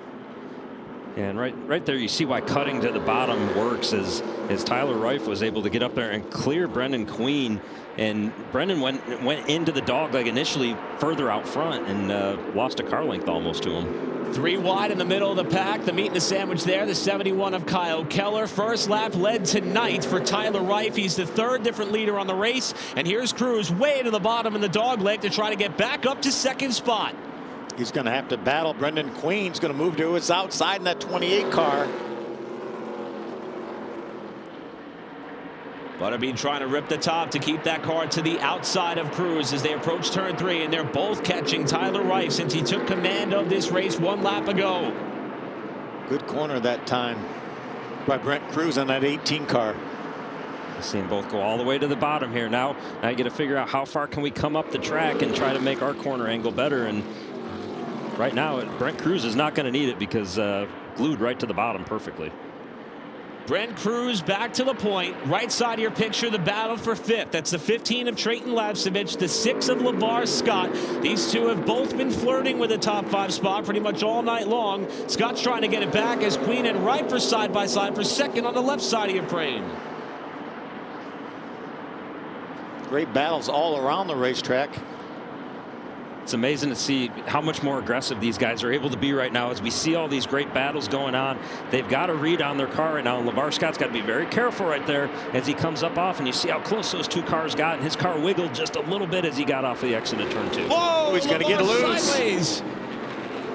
Nice save. And that'll open the door for Thad Moffitt trying to get 2 for 1 off turn 4. We see that happen so often when that car on the inside loses that rear downforce. Lapsevich now wrestling the car himself back to the inside of the 6. And watching it all along, Patrick Staropoli in 8th. Nice heads-up move by Thad Moffitt to grab that spot from those 2 cars. Thad been very competitive here tonight, and I know that's good for his confidence as he continues to grow. And man, these guys are duking it out, and I love every bit of it. So Moffitt now up into the top 5. First time tonight we've called car 46 to that portion of the pylon. Scott in the 6 behind him, lost a little bit of ground there. And again, Trayton Lapsevich and Patrick Staropoli, 2 competitors who are pretty much in similar situations, making their first start with Venerini Motorsports. Nose to tail again. Staropoli's going to move to the inside of Lapsevich. Has a position.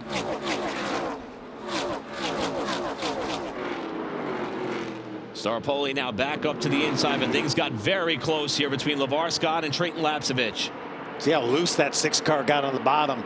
And that is a great save by LeVar Scott. That happened very early in the corner, and both of those drivers, Trayton Lapsevich as well, a nice heads-up job to give him just a little bit more room felt there. He felt that he could feel that air. Yeah. And that's exactly right. And he gave him that, and that was a veteran move out of a very young race car driver, both of them. Oh, Lapsevich up into Staropoli, and he's sideways in turns 1 and 2. Almost saved it, but kept it out of the wall, though. The team cars were close together all night long, and the water finally boiled over.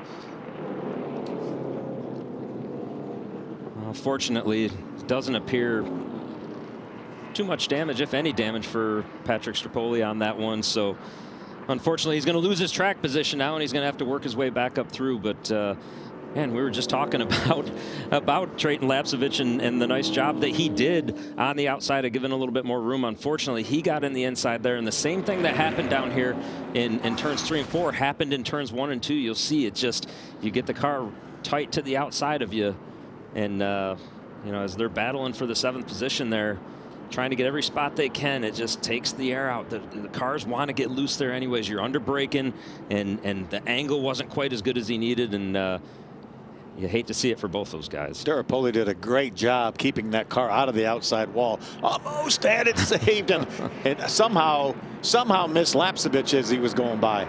How many times, Phil, have we seen that end up in a car that's backed in with the driver's side into the wall right there at Phoenix? It happens consistently, and you're right. What a job to get. You saw how quick the steering wheel cranked to the right and immediately starting to save it. Bare knuckle, the sponsor on Lapsevich's car. That was a bare knuckle move right there. Patrick Staropoli, we've touched on his story throughout the night. He works in Houston, but continues to travel back to his home state of Florida to run a super late model. Also made a couple of tour type modified starts last year, and he grabbed himself a foot full of throttle to light up the tires and keep it off the outside wall. And then, as you both mentioned, got back on the binders to keep it from hitting the inside wall. I think we have to nominate that for one of our Reese's sweet moves, though, don't you? That's got to be the leader in the clubhouse right now, right? What a fantastic job of saving the car and perhaps saving his race. And you saw the donut and the damage on the left side. That's not going to be a big deal. That won't affect his race car at all. He kept the right rear quarter panel off of the wall, and that's, the right side of these cars is very sensitive, and he'll be fun to watch come back through the pack. Yes, Bill, hopefully no more sweet moves as he comes back through the pack, but he'll be fun to watch. Yeah, I think without a doubt he'll make his way back up into the top 10. He has the pace to do that. And the nice thing is, this is not a one and done for him. He's already announced he's going to do at least 5 races with the Venturinis this year. Don't forget to visit ARCARacing.com on Monday, 3 p.m. Eastern time, to see who is crowned the Reese's Sweet Move of the race. And Regan, I'm with you. I would put that up to the top right now. But we still got 58 laps to go. Brent Cruz is back in command. We'll come back for the restart. You're watching live ARCA Menards Racing from Phoenix.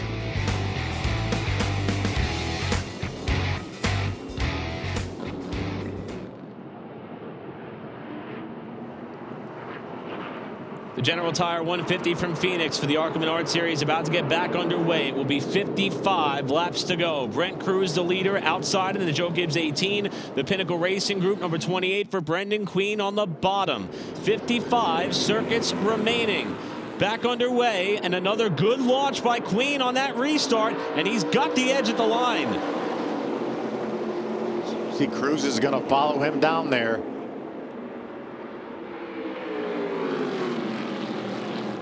Queen trying to slide up to cement the spot as they're 3 wide, almost 4 wide, coming off turn 2. Nice move by LeVar Scott. He's that white car outside of the blue car of Lawless Allen. Now he jumps to the outside of Thad Moffitt. That's a battle for 4th for a moment. Queen will take the lead off the restart. Here's that battle for 3rd on back. Moffitt up the middle, now to 4th, looking for 3rd on Tyler Reif. Lawless Allen and LeVar Scott battling for 5th.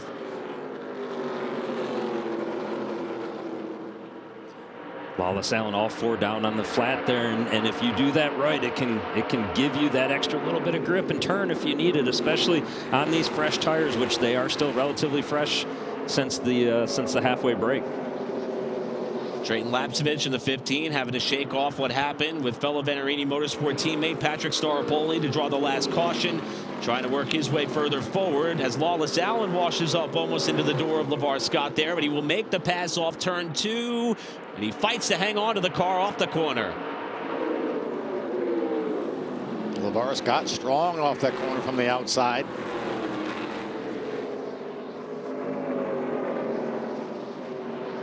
It's really impressive to see, how much more aggressive, we started to talk about this earlier, how much more aggressive all these drivers are being and battles all around the racetrack. But also you can tell that they're more confident and comfortable in the cars right now with the adjustments that they made during the break, as we see a little wiggle on the right side of the screen out of Lawless Allen coming off of turn 2 there. Allen will make that pass for 5th for now. Newcomer into the mix, that's 71 of Kyle Keller. Caitlin gave us an update during the race break on the 71. He's carrying the banner right now for the ARCA Menards West Series teams. He's the highest running full-time driver on the West slate, and his teammate Robbie Keneally running just behind them in what is a great night so far for the Jans Racing duo. See that blue and white car? That's Staropoli. He came to pit road, put fresh tires on because more than likely he flat spotted those tires, and now just outside the top 10. Actually, he's running 10th right now. And this could play to his favor. He's picked his way through the pack very quick, and you know, a little bit. I know it's only 10, maybe 15 laps worth of tires, but man, that if you get it while you can early on, it can play to your favor, and he's doing a nice job of doing that. Yeah, get while the getting's good with those new tires. Get while you have the still have the new on them. Just got around Robbie Keneally, now drawing up to a side-by-side battle between Scott and Keller, which is for 7th position. One's going high, one's going low. Patrick said, I'll just go through the middle. Just ahead of this duo that Staropoli has now caught is Trayton Lapcevich, the car in which Staropoli came together with to put him behind the 8-ball just a little bit. And oh, by the way, they are teammates. But again, both with good cars, and you're going to see that kind of thing. And certainly no malicious intent. Yeah, and certainly accidental. I got to imagine that's been relayed by both of them to each other, that this was purely an accident. And you know, we'll see if maybe if he does get back to Trayton Lapcevich, if maybe his teammate doesn't cut him a little slack and say, hey, you had this earlier, let me let you go on this one. Right now, Staropoli's trying to figure out which guy to follow. Looks like LeVar Scott maybe has the advantage now over Kyle Keller getting in the corner.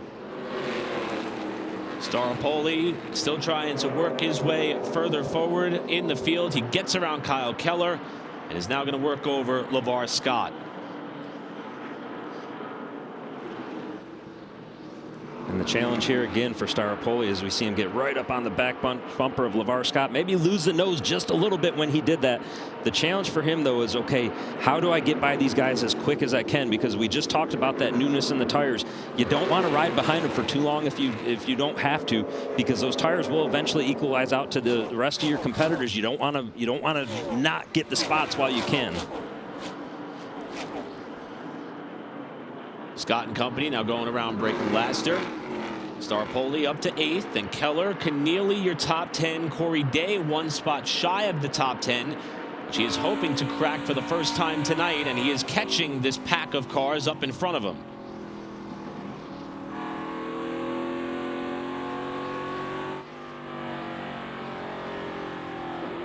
So here is Brendan Queen, still in command of this race by about a second. For more on the Daytona winner and current race leader, here's Caitlin Vincey. Yeah, Eric had a chance to talk to him about what it was like after he won at Daytona, and he told me it was life-changing. It was just surreal to see the amount of people who reached out to him from his hometown racetrack at Langley Speedway, where he has multiple track championships. But he said, you know what, I feel like I am representing short track racers all over America who maybe haven't had the same shot that I have. But certainly that Daytona win set the tone for this team, and they picked up right where they left off in Daytona, currently pacing the field, guys. Thanks, Caitlin. And one of the things that Brendan said at Victory Lane is, I'm just a late model guy who worked really hard to get this opportunity. It's one thing to get the opportunity. He is making the most of it by far. You know, I think when we talked to him earlier, he apologized to Josh Wise, who's kind of his strength and conditioning, and among a lot of other things. Scott Speed also works with Josh Wise. He said, because if we win, we're going to have waffles again, because he goes to the Waffle House and takes the trophy with him. I guess the only question I got to that is, are there Waffle Houses in Phoenix? It may have to wait till later on. I don't know where the closest one is out west here. I got to believe they're probably out here, but I don't know that. Staropoli getting another spot, trying to at least. LeVar Scott still hanging tough on the top side, and LeVar's someone who's had a very interesting year so far as machines that he has wheeled. Of course, he had the great run at Daytona, led laps there, finished 4th. He ran a late model stock car at Florence, and also went back to his roots and ran the East Coast Indoor Dirt Nationals. That's how LeVar cut his teeth, doing some dirt racing in a micro sprint. And he decided to go back and try to have some fun there, now solely focusing on seeing if he could better the runner-up effort he had in points in 2024. You know, I love that out of a race car driver too, right? Drive everything you can, because whether it's the same as what you do on a weekly basis or not, you're still learning stuff, you're still banking laps, you're still figuring out different things in the car that you need, and honing your skills. As we continue watching the ARCA Menards Series action here, want to remind all of our viewers as we hit the top of the hour, if you're looking for the start of Colorado State versus Boise State, you can find it on FS2 as well as on the Fox Sports app, as we have now 40 laps to go in the General Tire 150. And the word that we're getting from the truck, and this may actually be getting relayed to Brendan Queen as we speak, 6 miles for the nearest Waffle House if Butterbean wants to go celebrate a win. You think if we went, would he buy our waffles, you think? He has done it before. I've seen that happen before. Waffles and chocolate milk. We forgot to add that in. That's a double down on the stuff Josh Wise might not. Maybe the chocolate milk is okay. But hey, if it's winning races and it's working, I guess he'll get permission to keep with it. Absolutely. He wants to make plenty of visits to the Waffle House this year. So far, the gap right around a second, little under a second for Brendan Queen these last few laps over Brent Cruz, who led the opening portion of this race. Tyler Reif running in 3rd, Thad Moffitt in 4th, Trayton Lapsevich rounding out your top 5. The first 3 cars that last lap were separated by 2/100ths of a second on their lap time.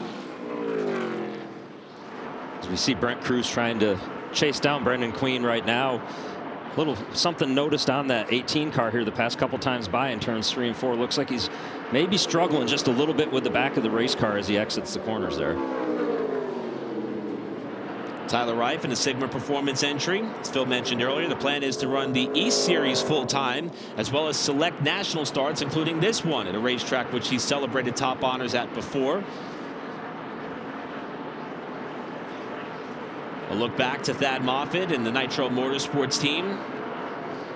Solid night for this team. Again, we talked about Shannon Rush, who won so many races for the Venturinis, now is over there running his operation for Nick Tucker, Nitro Motorsports, and that's Thad doing a great job.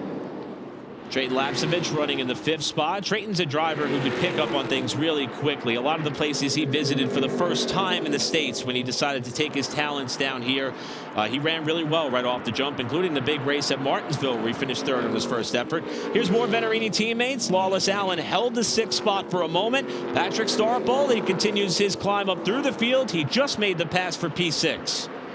And very impressive. The job that he's done getting back through the field and back basically to where he was at when he had the incident earlier on, and just a great recovery from him, and shows a lot of poise as a driver, right? When you can go out there and shake something like that off and not let it ruin your night. And I would say, based on as he's going to lose a spot here, that got really close between him and Wallace Allen.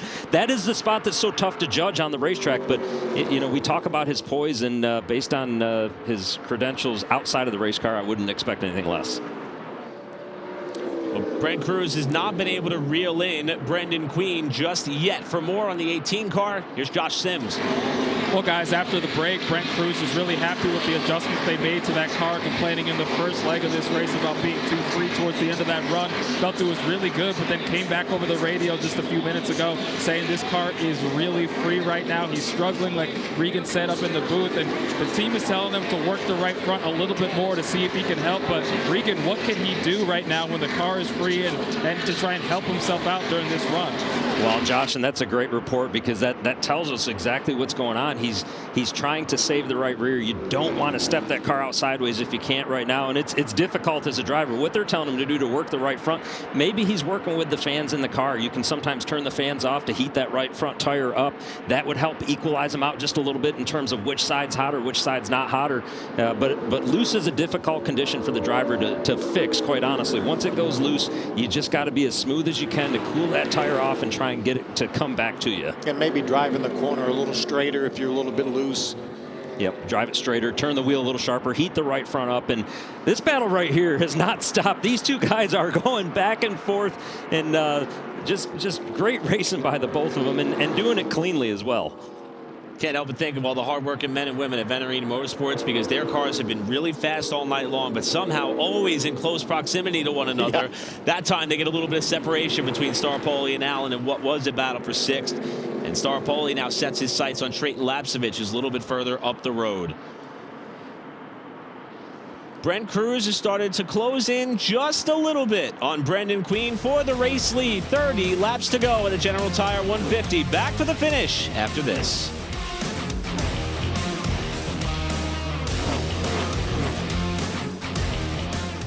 ARCA Menards Series competition winding down their chance to tackle this racetrack. We're coming up on 23 laps to go with Brendan Queen still the leader. Brent Cruz trying to knock away at what was a little bit more than a 1-second deficit. And they both have been kind of ping-ponging off one another in terms of who is faster the last couple laps. Brent Cruz, though, has definitely found another gear. I don't know if he's made an adjustment or something. Past lap and a half, a little trouble with where he's catching the lap cars. That's cost him some time. But clean track to clean track, he's got enough speed to get there. As we get down to the end of this race, it could get very interesting here in a minute. One driver that we thought was going to be a bit of a contender tonight, Andy Jankowiak, in the Kloss Motorsports number 73. Team owner Kevin LaPierre watching from home. Andy Seiss here on site in the car that they call Debbie, named after his mom when he got this car from Kevin LaPierre. They did it up like his mom's former street stock, who was a winner at their home track. But he's had quite the challenge so far tonight. No power steering for that 73 car. Yeah, that's where we're getting a report that he has no power steering. So he's really doing a nice job without power steering. You know, it's when you have power steering and you lose it, it's quite a bit different than having a car that didn't have power steering to start with. Although I don't know that anything doesn't have power steering nowadays. But back in the day when I first started racing, I know you hadn't yet ridden. We didn't have power steering in these race cars, but the front ends were set completely different than they are now. Yeah, and it's a handful, right? From the driver's perspective, you got a lot of extra work to do. You can't save the car as easily because you can't move the wheel as quick. And I know he, part-time pizza delivery guy in his other job, he'll be able to carry 4 or 5 pizzas more than what he normally could after this. He will have a little bit of arm pump in a little while. Fortunately, Andy, in the offseason, became a 2-time now indoor auto racing champion, and what takes certainly a lot of tight confines and arm strength to pull that off. And he was hoping to carry that momentum into this year. Started the season off with a top 10 at Daytona. That will not be the results here tonight, as he has currently scored 16th, with the top 2 continuing to run really close together in terms of lap time. 1 second, little more, the mark, with less than 20 to go. And Brent Cruz has that rabbit out there. He sees Brendan Queen. Another quarter of a second faster that lap than our leader, Brendan Queen. You can see visibly him catching Butterbean. And the other rabbit that he's going to have here in just a moment, there's one lap car coming up in front of them that they should catch in the next lap and a half. But after that, some clear track that's going to allow these guys to really just kind of duke it out and show each other who's got the better car with clean track. Yeah, that's a good car. That's Trevor Huddleston trying to stay on the lead lap. He's being shown right now in the 13th position. And it all depends on where you catch that lap car. You can catch that lap car in the wrong place and cost yourself a half a second. This is a battle for position with Cole Raz in the 76 and Robbie Keneally in the 1. Cole Raz has been off to a tremendous start in 2025, no matter what he races. 2 super late model wins at his home track, Tucson Speedway. 2nd in the Chili Willy, the big race that they hold at that racetrack. A great run at Daytona as well. And also won a Cars Tour West race at the Bull Ring at Las Vegas less than a week ago. And he just took over the last spot up for grabs in the top 10 for now.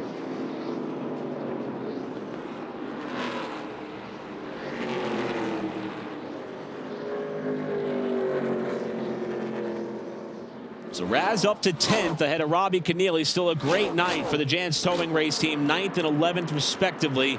The top running ARCA Menards Series West full-time competitors right now. Yeah, this is the same team that Cole Raz is driving for that Christian Rose ran the last couple years, top 5 in points both years.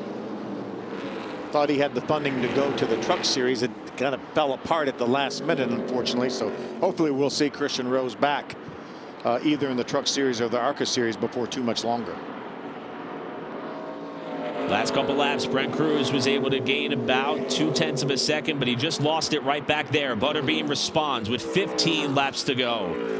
And interestingly enough, that was Butterbean's best lap in a little while right there. So he got that little bit of clear track, got through the lap traffic that they had to deal with for a moment there very nicely, and laid down another lap. And that's so frustrating if you're Brent Cruz and you see yourself driving in, you see yourself catching Butterbean at that moment, you think, okay, I got a shot at it, and then he just yards you just a little bit more on that lap, and he's sitting there wondering, okay, what else do I have to do now? Cruz got himself a 1/10 of a second as now Butterbean works his way to the top side of Michael Maples in his own operation. Second race for that team in the number 99 after running with Andy Hillenberg's team in 2024. Decided to start his own team this season, paired up with Ryan Roulette. Roulette took the night off. Ryan Vargas was in the team car for a handful of laps. Maples remains on the racetrack in 21st position. We see the teammates once again getting together. Remember, they got together earlier caused the 25 of Staropoli to spin. Phil, I said about 20 laps ago, maybe when he got to him, he would be kind and maybe let him go because of what happened earlier. But we're 13 to go. I don't think that's going to happen. No, I think that's out the window. Kindness is out the window here, I think. Starting to reel in that Moffitt as well, and what's about to be a 3-car knot for 4th. Tyler Reif with about a 5-second buffer holding down 3rd spot. The problem is he's 9 seconds in arrears of the top 2. The Cruz again had the fastest lap on the racetrack. That last lap is still over a second behind Brendan Queen. Get a quick look here at Tyler Reif. He's going to need a little bit of help if he wants a shot at those front 2. Solid night, though, for this team. This is a relatively new team. I think last year may have been the first time we saw this team. Grant Enfinger actually ran this car here last year. Had a top 5 finish. Mason Mitchell had a chance to drive for this organization at Iowa, a place that means a lot to Mason. Remember, Sam Mayer won the West Series race at Sonoma with his team as well. Reif giving it a good go right now, holding down the final podium spot with 10 laps to go. But maybe secretly and quietly hoping for a yellow to help bring the front 2 back to that 23 car for what would be a stretch run to the end, with the top 2 still remaining so close in terms of lap time. We're watching the scoring monitor. We'll see that Cruz may have gained a little bit, and then it looks like Butterbean gets it right back the very next lap. So the margin right now is just a little bit over a second with 9 to go. And credit to Butterbean, and as he's catching these lap cars for a guy that's never been to Phoenix before, he's finding the right places to pass him. He's making the right moves. He's not giving up too much time as he's doing it. Brent Cruz has been doing a great job getting through the traffic as well, but Butterbean's just not giving him that opportunity to kind of cut in just a little bit more to that lead and find that extra bit. He's almost neutralizing it as they swap back and forth between who's got the quickest lap times. The good news for Cruz is that Butterbean does have a good bit of lap traffic up ahead of him. And in fact, it's going to be some lead lap cars battling for position. It's this pack right here. LeVar Scott, Kyle Keller, Cole Raz may fall far enough back into the clutches, potentially to that of Butterbean. Maybe not with 8 to go. It's going to be tight. Yeah, I think these guys are about 5 seconds ahead of Butterbean, so I'm not sure he's going to quite get to them. Oh! Keller with a glove save and a beauty off turn 2 as Cole Raz got right to the back bumper of the 71. Now Cole Raz is going to try to make the move to the outside. He's going to grab that spot from Kyle Keller that will move Raz up to the 9th position. I'll tell you, the driver who loves seeing this happen right now, right in front of them, LeVar Scott, as we see him trying to navigate through all this lap traffic as well. But he wants to see those guys keep battling. He struggled a little bit this second part of the race after the halfway break that we had, and he's trying to hold these guys off and not give up any more positions. 5 laps to go for Brendan Queen, this time at the line. And there is the traffic through the dogleg with 5 to go, and Cruz got 0.2 of a second that last lap. Cruz is going to be chomping at the bit right now.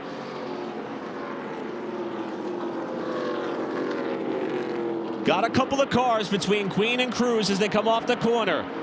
That's Corey Day in the 77, Jankowiak yielding on the bottom in the 73 as Cruz starts to tackle some of these vehicles well up within the top portion of the running order towards the top 10 and battling for position. Regan, as you mentioned, Brendan Queen has really done a nice job with these lap cars. The loss of lap time has been minimal.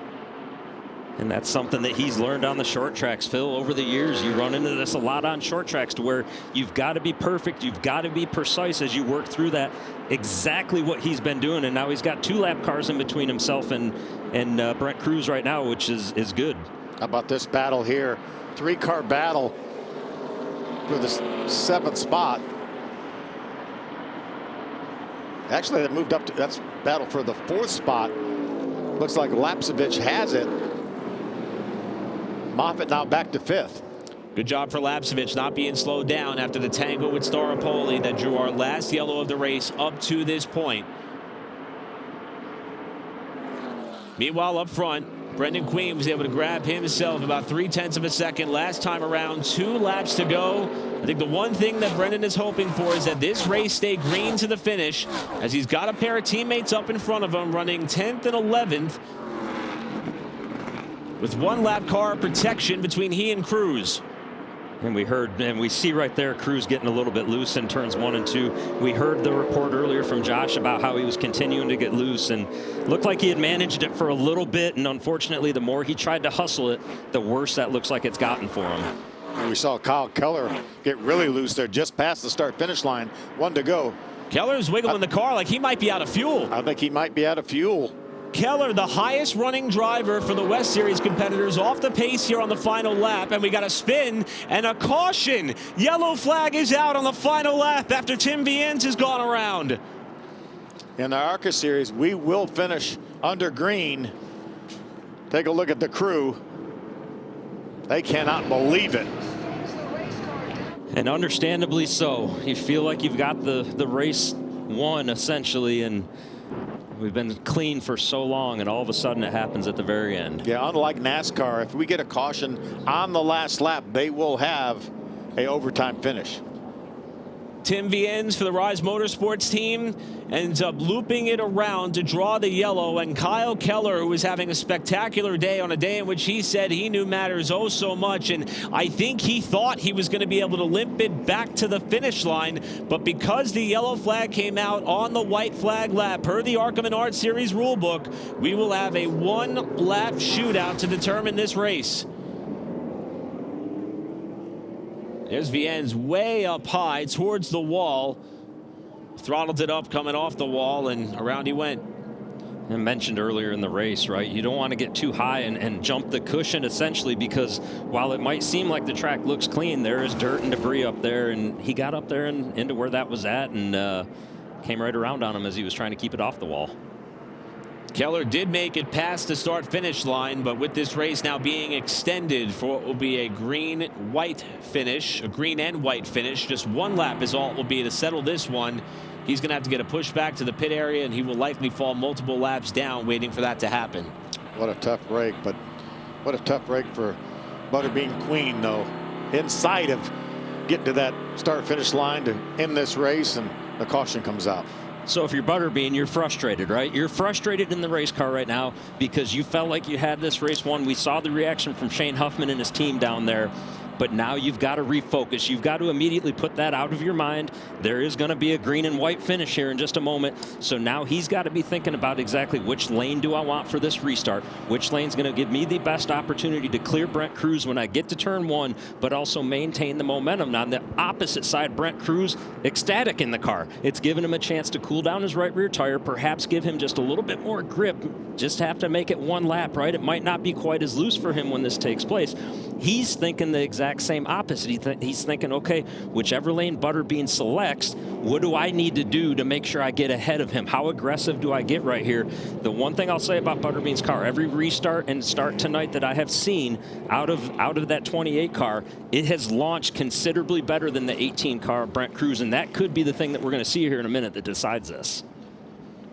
And how fitting that we're going to have this 1-lap dash to the finish with a late race restart on a track that has probably the most options of any track that we visit with the ARCA Menards Series when it comes to restarts. And they will use those options when we go down through the dogleg. Remember, you have to cross the start-finish line before you cut left to get down in that dogleg. But I think we've seen all the starts and restarts chosen the outside. Our leaders chosen the outside, every single one. I wonder if Butterbean will go along that line as well. This will pull Tyler Wright from 10 seconds back up right onto the second row for the restart. Trayton Lapcevich's name is now thrown into the mix as a potential contender for this 1-lap dash.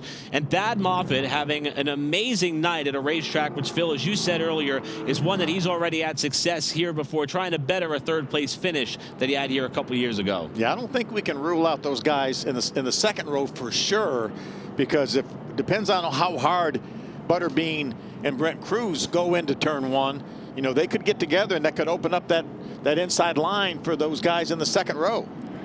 You know, I think if I'm in that situation, right, and let's say Tyler Reif, for example, getting a start on that inside, that's a great thing. I want that bottom, because what happens is if they get together, it gives me options. I can go as a driver. I can go to the flat. I can go to different areas to avoid them and perhaps come out unscathed if that were to happen. And certainly not insinuating that will happen, but we've seen it enough times here at Phoenix that it is a possibility. And how about Tyler Reif? Hard to believe that 2 years ago he pulled off what I think at the time and at that night was a bit of a surprise performance on the national stage. And it was not only this incredible restart, the resiliency of this young man to rebound from the launch that Landon Lewis got on this last restart. This was after he spun earlier in the race, after he was trapped a few laps down, got back to Landon, made the pass, and scored what he says was the biggest win of his racing career, and celebrated in front of the fans who came out, and he's trying to replicate those efforts tonight. Yeah, and he was 15 years old then. One of the youngest winners we've ever had. I know you said you were 5 years away from racing at that moment. I can promise you that at 15, I was not ready to be doing what he was doing right there, and having that poise to come back from 2 laps down. A lot of young fans out here enjoying what ended up being a pleasant evening, albeit a bit chilly, here in Phoenix, Arizona, or Avondale, Arizona, technically at the Phoenix Raceway. And I think that they're going to be in for a bit of a treat as to how this race is going to end after Brendan Queen was about a half a lap away from the checkers when the caution flag fell for the 5th time. 3 out of the last 4 ARCA Menards Series Phoenix races have gone to overtime. So we're going to add another one to that tally, with Queen being in control once the thumbs up is given by officials to rack the field up and get set to settle this. Let's see if we get the 1 to go.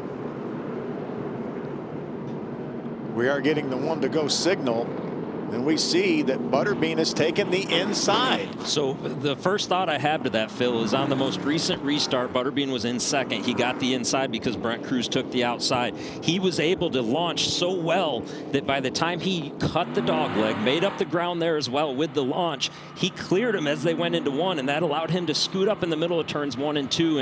And I got to believe that that's what Butterbean is thinking right there. Is I know that my car is going to take off well. I know that it's going to give me the opportunity to clear him immediately, and then I don't even have to battle it out with him. Remember, 1 lap to decide it all, just 1 lap. But if the caution were to come out again, then we would do it again. We're going to re-rack until we get a checker finish. So you're saying don't use all your tricks right now. Save a couple in the bag here. Exactly. The most pivotal restart of the night is coming up right now. Brendan Queen, the leader on the inside in the 28. Brent Cruz, his first start with Joe Gibbs Racing in the ARCA Menards Series in the 18. Topside, Tyler Reif, Trayton Lapsevich, row 2. 1 lap to settle. The General Tire 150 from Phoenix. Ooh. Queen spun the tires on the bottom. We may be 3 wide or 4 wide when we get... Oh, big hit for Reif, who got tagged by Moffitt. Caution flag is going to come out again after a hard hit for Tyler Reif, who tried to protect the inside on Moffitt, and he slammed into the inside wall.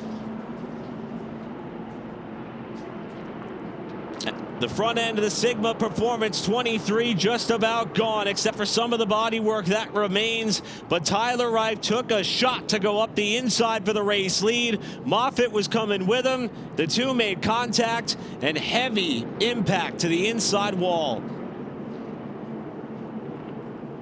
Very fortunate that the 23 Tyler Reif, as he shot back up into the groove right there, that he didn't get hit by anybody else. A nice job by all of these drivers and spotters to make their drivers aware that that was happening, and we'll hope that he's okay here as he's still sitting in the car right now. We can see him moving around. Let's see him get out. Trying to get his unbuckled from his Hans device, the head and neck restraint. Second race in a row that this team has suffered a lot of damage. Catherine Legg was doing a really nice job at Daytona, caught up in an accident not of her making. And that's the good news right there, is seeing Tyler climb out of the car after a hard shot to the inside wall. And unfortunately for Tyler, he caught just the tail end of the wall that protects the exit of the pit area. I think if he would have been a few, I'd say maybe even 100 feet further down the racetrack, he might have avoided a hit of that significance. but he has destroyed the Sigma Performance car after that race got restarted in a big way when Brendan Queen appeared to burp the back tires and kind of check up the field behind him. And like you said, Phil, we were just about 4 wide for the lead. And we see his displeasure there as the field comes by, and you know, it's certainly frustrating for him. Had a very good night going on. You see Butterbean spun the tires a little bit, so that stalled the momentum of that 23. You see Thad Moffitt had a little bit of a run. Ooh, just barely caught the end of that pit wall. And you're right, Regan. Heads up drive there by a lot of cars, especially LeVar Scott. It looked like Tyler Reif was going to come right across the nose of the 6 and take out a few more cars as he came off the wall. Yeah, and you know, you see Thad there make a move to the right, and I don't believe Thad was doing anything malicious there. He realized that, hey, I'm going to be too low when I get here. Unfortunately, it looks to me, watching that, like he just misjudged it and misjudged when he came back across right here, how far up alongside he was. Yeah. And you know, it's certainly not intentional, right? He's not trying to wreck him in that scenario, but I know Tyler Reif's not going to appreciate that, as he shouldn't. It's the end of the race, and you're battling hard. Eric Johnson Jr. in the 5 getting by, and here's Tyler wondering what caused that mess after a potential race winning ride is going to end up on the hook.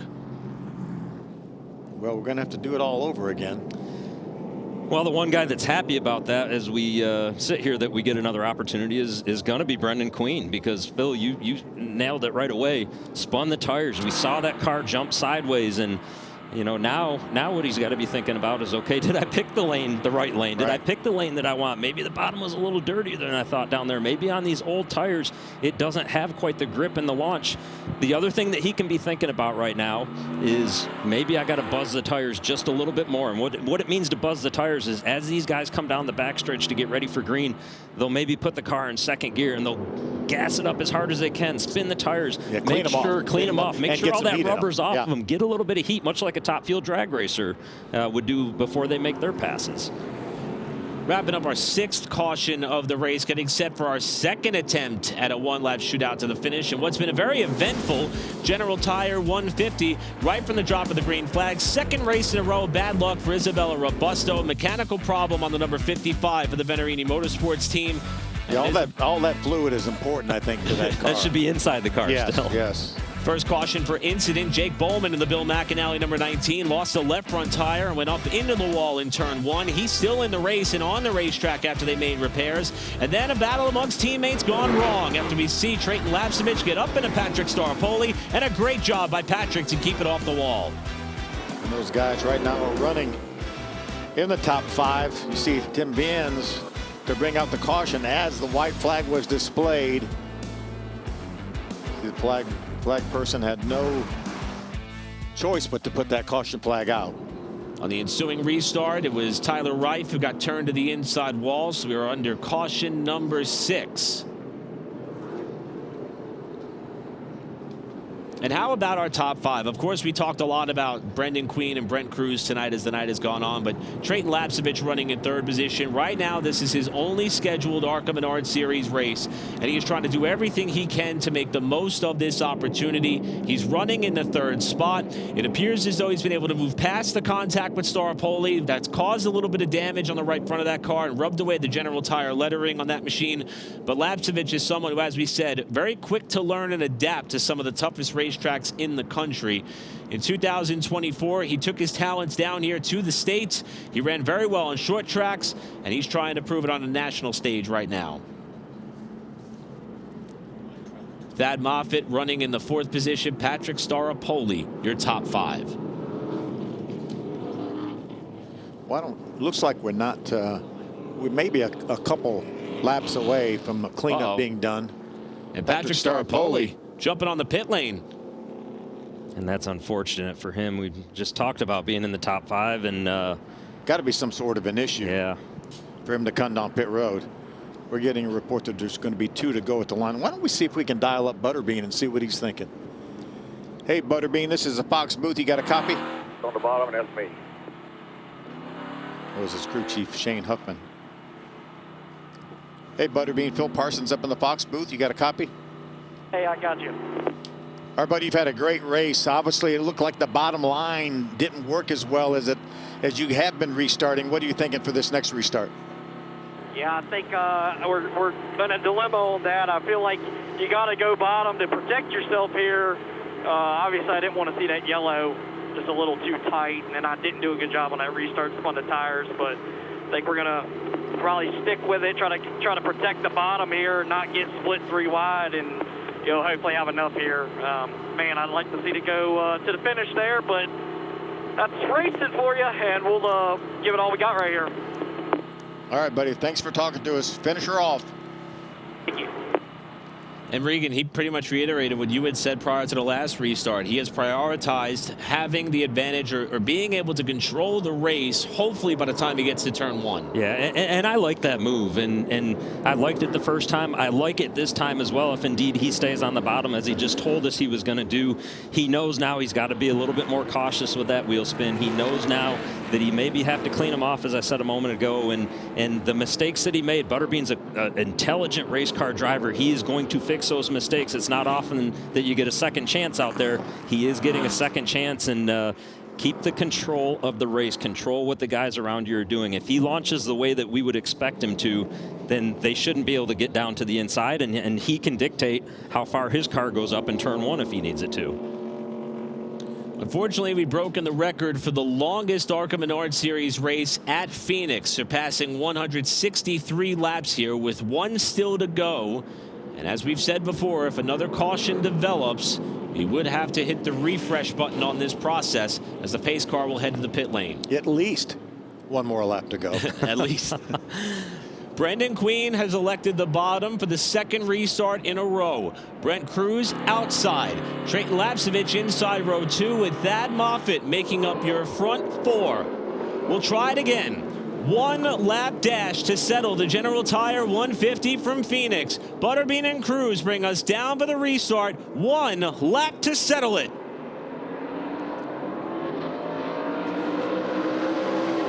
Cruz is coming. Look at Lapsevich on the inside.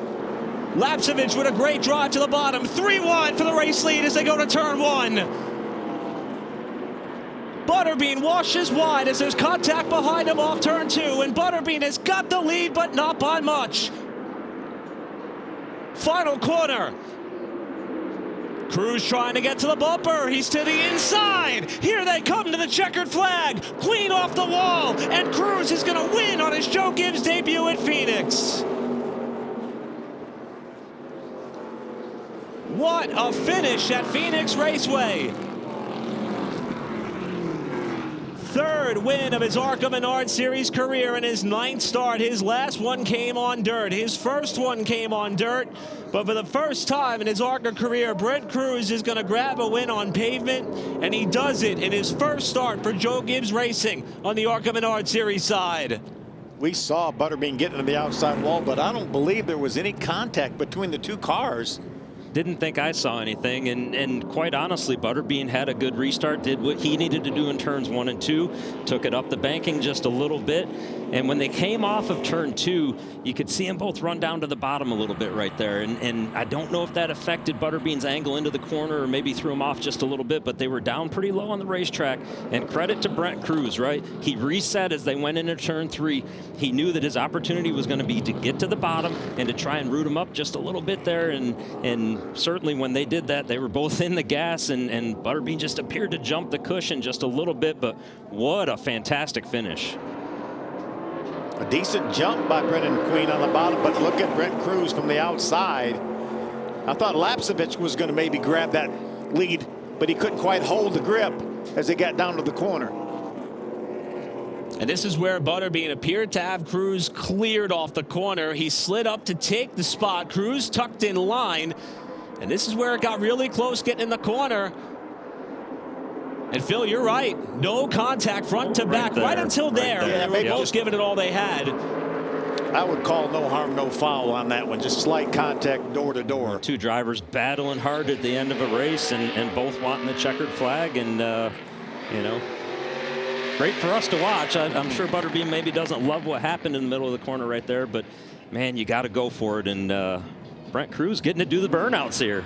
This is likely going to be a theme that we're going to see between Crews and Queen battling for top honors, not just in the ARCA Menards Series, but Brent Crews, what was just announced just a few days ago as what is going to be a combined 9-race slate with him and Joe Gibbs Racing across all the ARCA Menards Series platforms. His next race is going to be at Rockingham with the East Series, but he wins on the national side on the pavement for the first time in his very young ARCA career.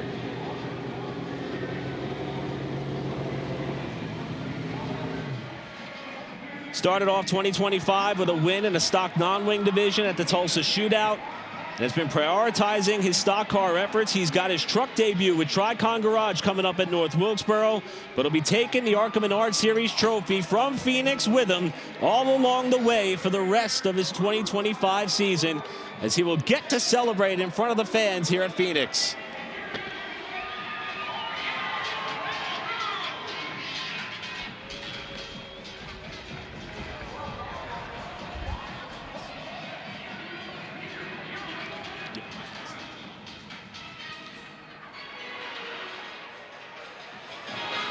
The reception from the crowd for the young man out of Davidson, North Carolina, celebrating his 3rd career win. Caitlin Vincey is with Brent Crews. And what a moment for Brent Crews. And how were you able to execute on that final restart and battling there with Brendan Queen and get this win here in Phoenix? Yeah, I just want to thank the good Lord above for keeping us safe. Just want to say thank you to all you amazing fans for being out here. I want to give a huge thanks to everybody at Joe Gibbs Racing and JBL and Mobile One and everybody at Toyota Racing for helping me be here, and winning this race is so special for me. It was my mom's birthday yesterday, so dedicating this win to her, and just can't thank the Joe Gibbs Racing crew enough. With no practice, and we showed up with a car this fast is pretty cool. Been racing Brendan for the whole year last year, and been able to race him for car store wins, and then come here to the ARCA Series at a track like Phoenix and race him for the win was really, really special. A great job to the 28 group. They had the winning car today, and grateful for the caution at the end. You certainly made it exciting. There you have it. Brent Crews, the winner here in Phoenix, guys. Thanks, Caitlin. 46th different ARCA driver to win for Joe Gibbs Racing, or 46th win for the organization, 3rd time at Phoenix. Here's another Reese's Sweet Move of the Race nominee. This one may be hard to beat. Well, this is going to get my vote for sure.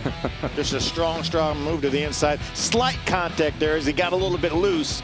Brendan got up into the wall just a little bit, but a great battle between these two young drivers. Yeah, and I think if we were to nitpick anything right there at the end, it would be maybe just close that door a little bit more if you're Butterbean. Down to the bottom, take the air off of his nose. Don't allow him to get that clean air and even have the option to drive up there into your door like that happened. But man, we saw some sweet moves tonight. That was definitely one of them.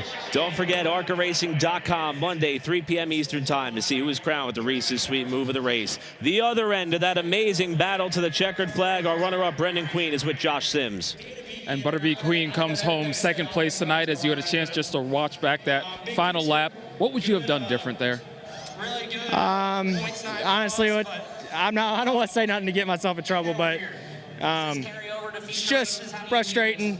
The only way they'd beat us was knock us out of the way, you know. And honestly, I'm just going to look at it as I got to do a better job on that restart. And in my defense, I should have never let him get close enough. I gave him the bottom and the 1 to try to not get hit because he had such a run off of 2 because I cleared him. Almost wish I wouldn't have cleared him maybe, and stayed door to door him, and then I could have ran him up the hill or something. But just frustrating.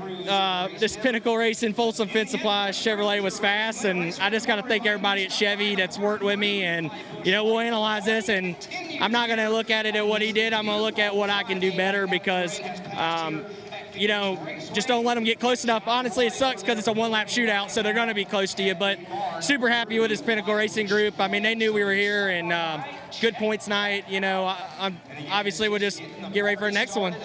Thanks, Butterbean. Average finish of 1.5 for the highest running full-time competitor on the ARCA Menards Series side. Gentlemen, what a race. Yeah, and I could certainly understand where Butterbean's coming from. There was definitely contact, and he talked about being knocked out of the way. But I love his attitude. I'm gonna think about what I could have done better to have avoided that from happening. So he's going to be better for it, and he's going to win a lot of races. That is certainly a driver that you won't see that same thing happen the next time. And he did mention, right, it's one lap. They're going to be close, but what can I do as I work through that? And what a race we saw tonight, right? We knew that these guys were equally matched. They would battle it out. You get the caution at the right time, and man, the ARCA series off to a great start this year. And where are we going next? Talladega Super Speedway, the next stop for the ARCA Menards Series. That'll be Saturday, April 26, 12:30 p.m. on FS1. Don't forget Sunday, 2 o'clock p.m. Eastern, the Shiners Children's 500 for the NASCAR Cup Series. On behalf of Josh Sims, Caitlin Vinci, Phil Parsons, Regan Smith, I'm Eric Brennan. So long from Phoenix. We'll see you next time.